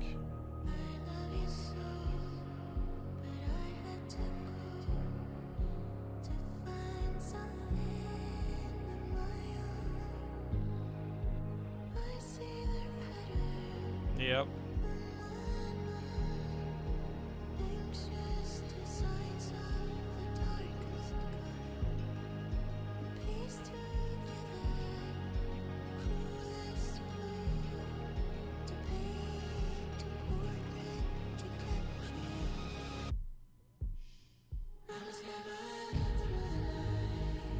Ha!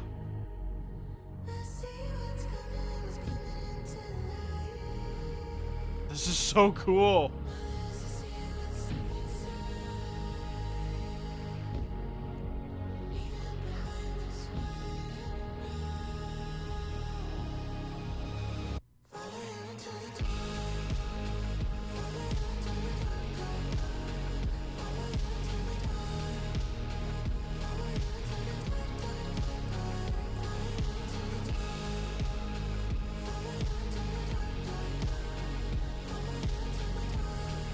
Yeah, Ellen does not like Nightingale.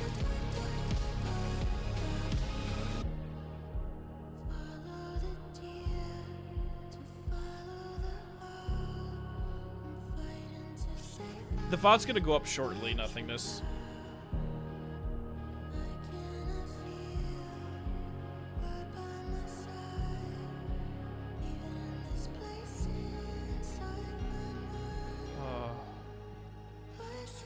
Yeah, Nightingale was the guy who was constantly trying to kill him throughout the first game. And we saw what happened to the other person he did not like in that game, Hartman. He literally brought him in just to corrupt him by both the Dark Presence and the Hiss, just for Jesse to kill him. Paint a portrait to capture you. Bruised heart. Okay, so question. This music I know is written for the game, but lore-wise, is this just like, okay, Remedy were throwing some songs that are thematically relevant, or did Alan dabble in music while he was in the Dark Place? In which case, all the lyrics we should take as lore relevant.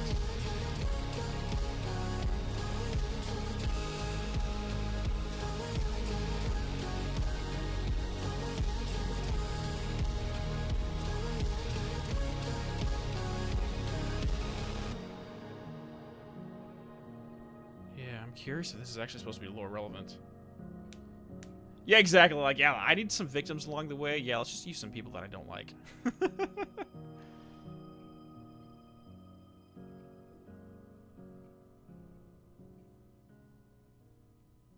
let's see if it just automatically jumps forward. Or if it repeats it. Nope. I think it just stops here and stays on the page.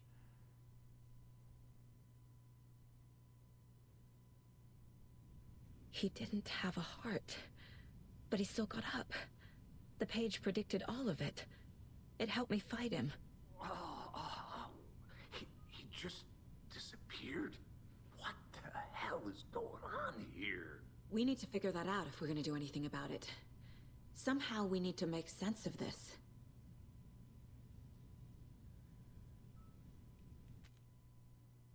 Alright, do we know where the save points are at, or are they just automatic? Because, yeah, it just hit a little bit past midnight, and I need to get some... rest before we do the morning stream. No, Sam does not voice the character. This is James McCaffrey voicing Casey. I don't know if I can manually save. Follow you into the dark right there.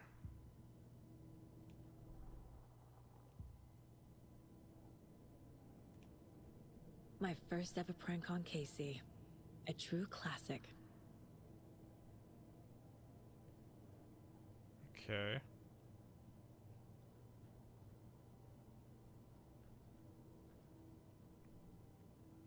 It's 3 a.m. on your side. Yeah, I need to get some rest. But I just want to make sure... I don't know how this all saves.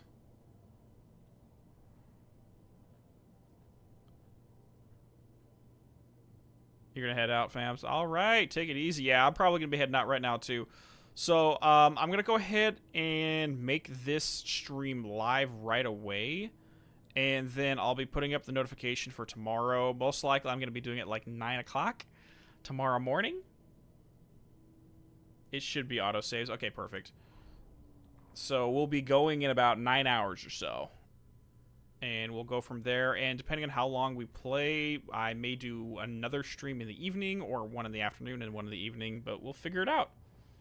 It 100% saves at the end of every episode. Perfect. Oh, wait. Hold on. The autopsy room was a mess. Like a bomb had gone off. Okay, the autopsy. Let me just look at the whole thing. Had gone off. Nightingale hunted Saga. There we go. Light hurt them. Hurt the darkness. Didn't see her under the light. Lurched past her. Okay. The taken. Could not see into bright. Oh, so he was taken. Okay. I didn't see any effect when he shined the light. I flick the switch. It goes click. Shows me the clicker. Show me the clicker. Wait. Okay, the clicker's involved. Lights are up at somebody's home. Get out of my house, Nightingale shouted. Hemingway brought you here, witch. The awful truth, Nightingale had no heart in his chest, but here he was, killing a monster. The world had lurched out of balance. You found yourself trapped in the far side of the mirror. A wave of terror crashed through Saga's head. Trapped in the far side of the mirror? Holy crap. Alright, for real. Okay, we're done for now. Sorry, I just had to read that real quick. Okay. 9 a.m. in France. Well, I'll see you in the afternoon then. Alright, guys. Peace out.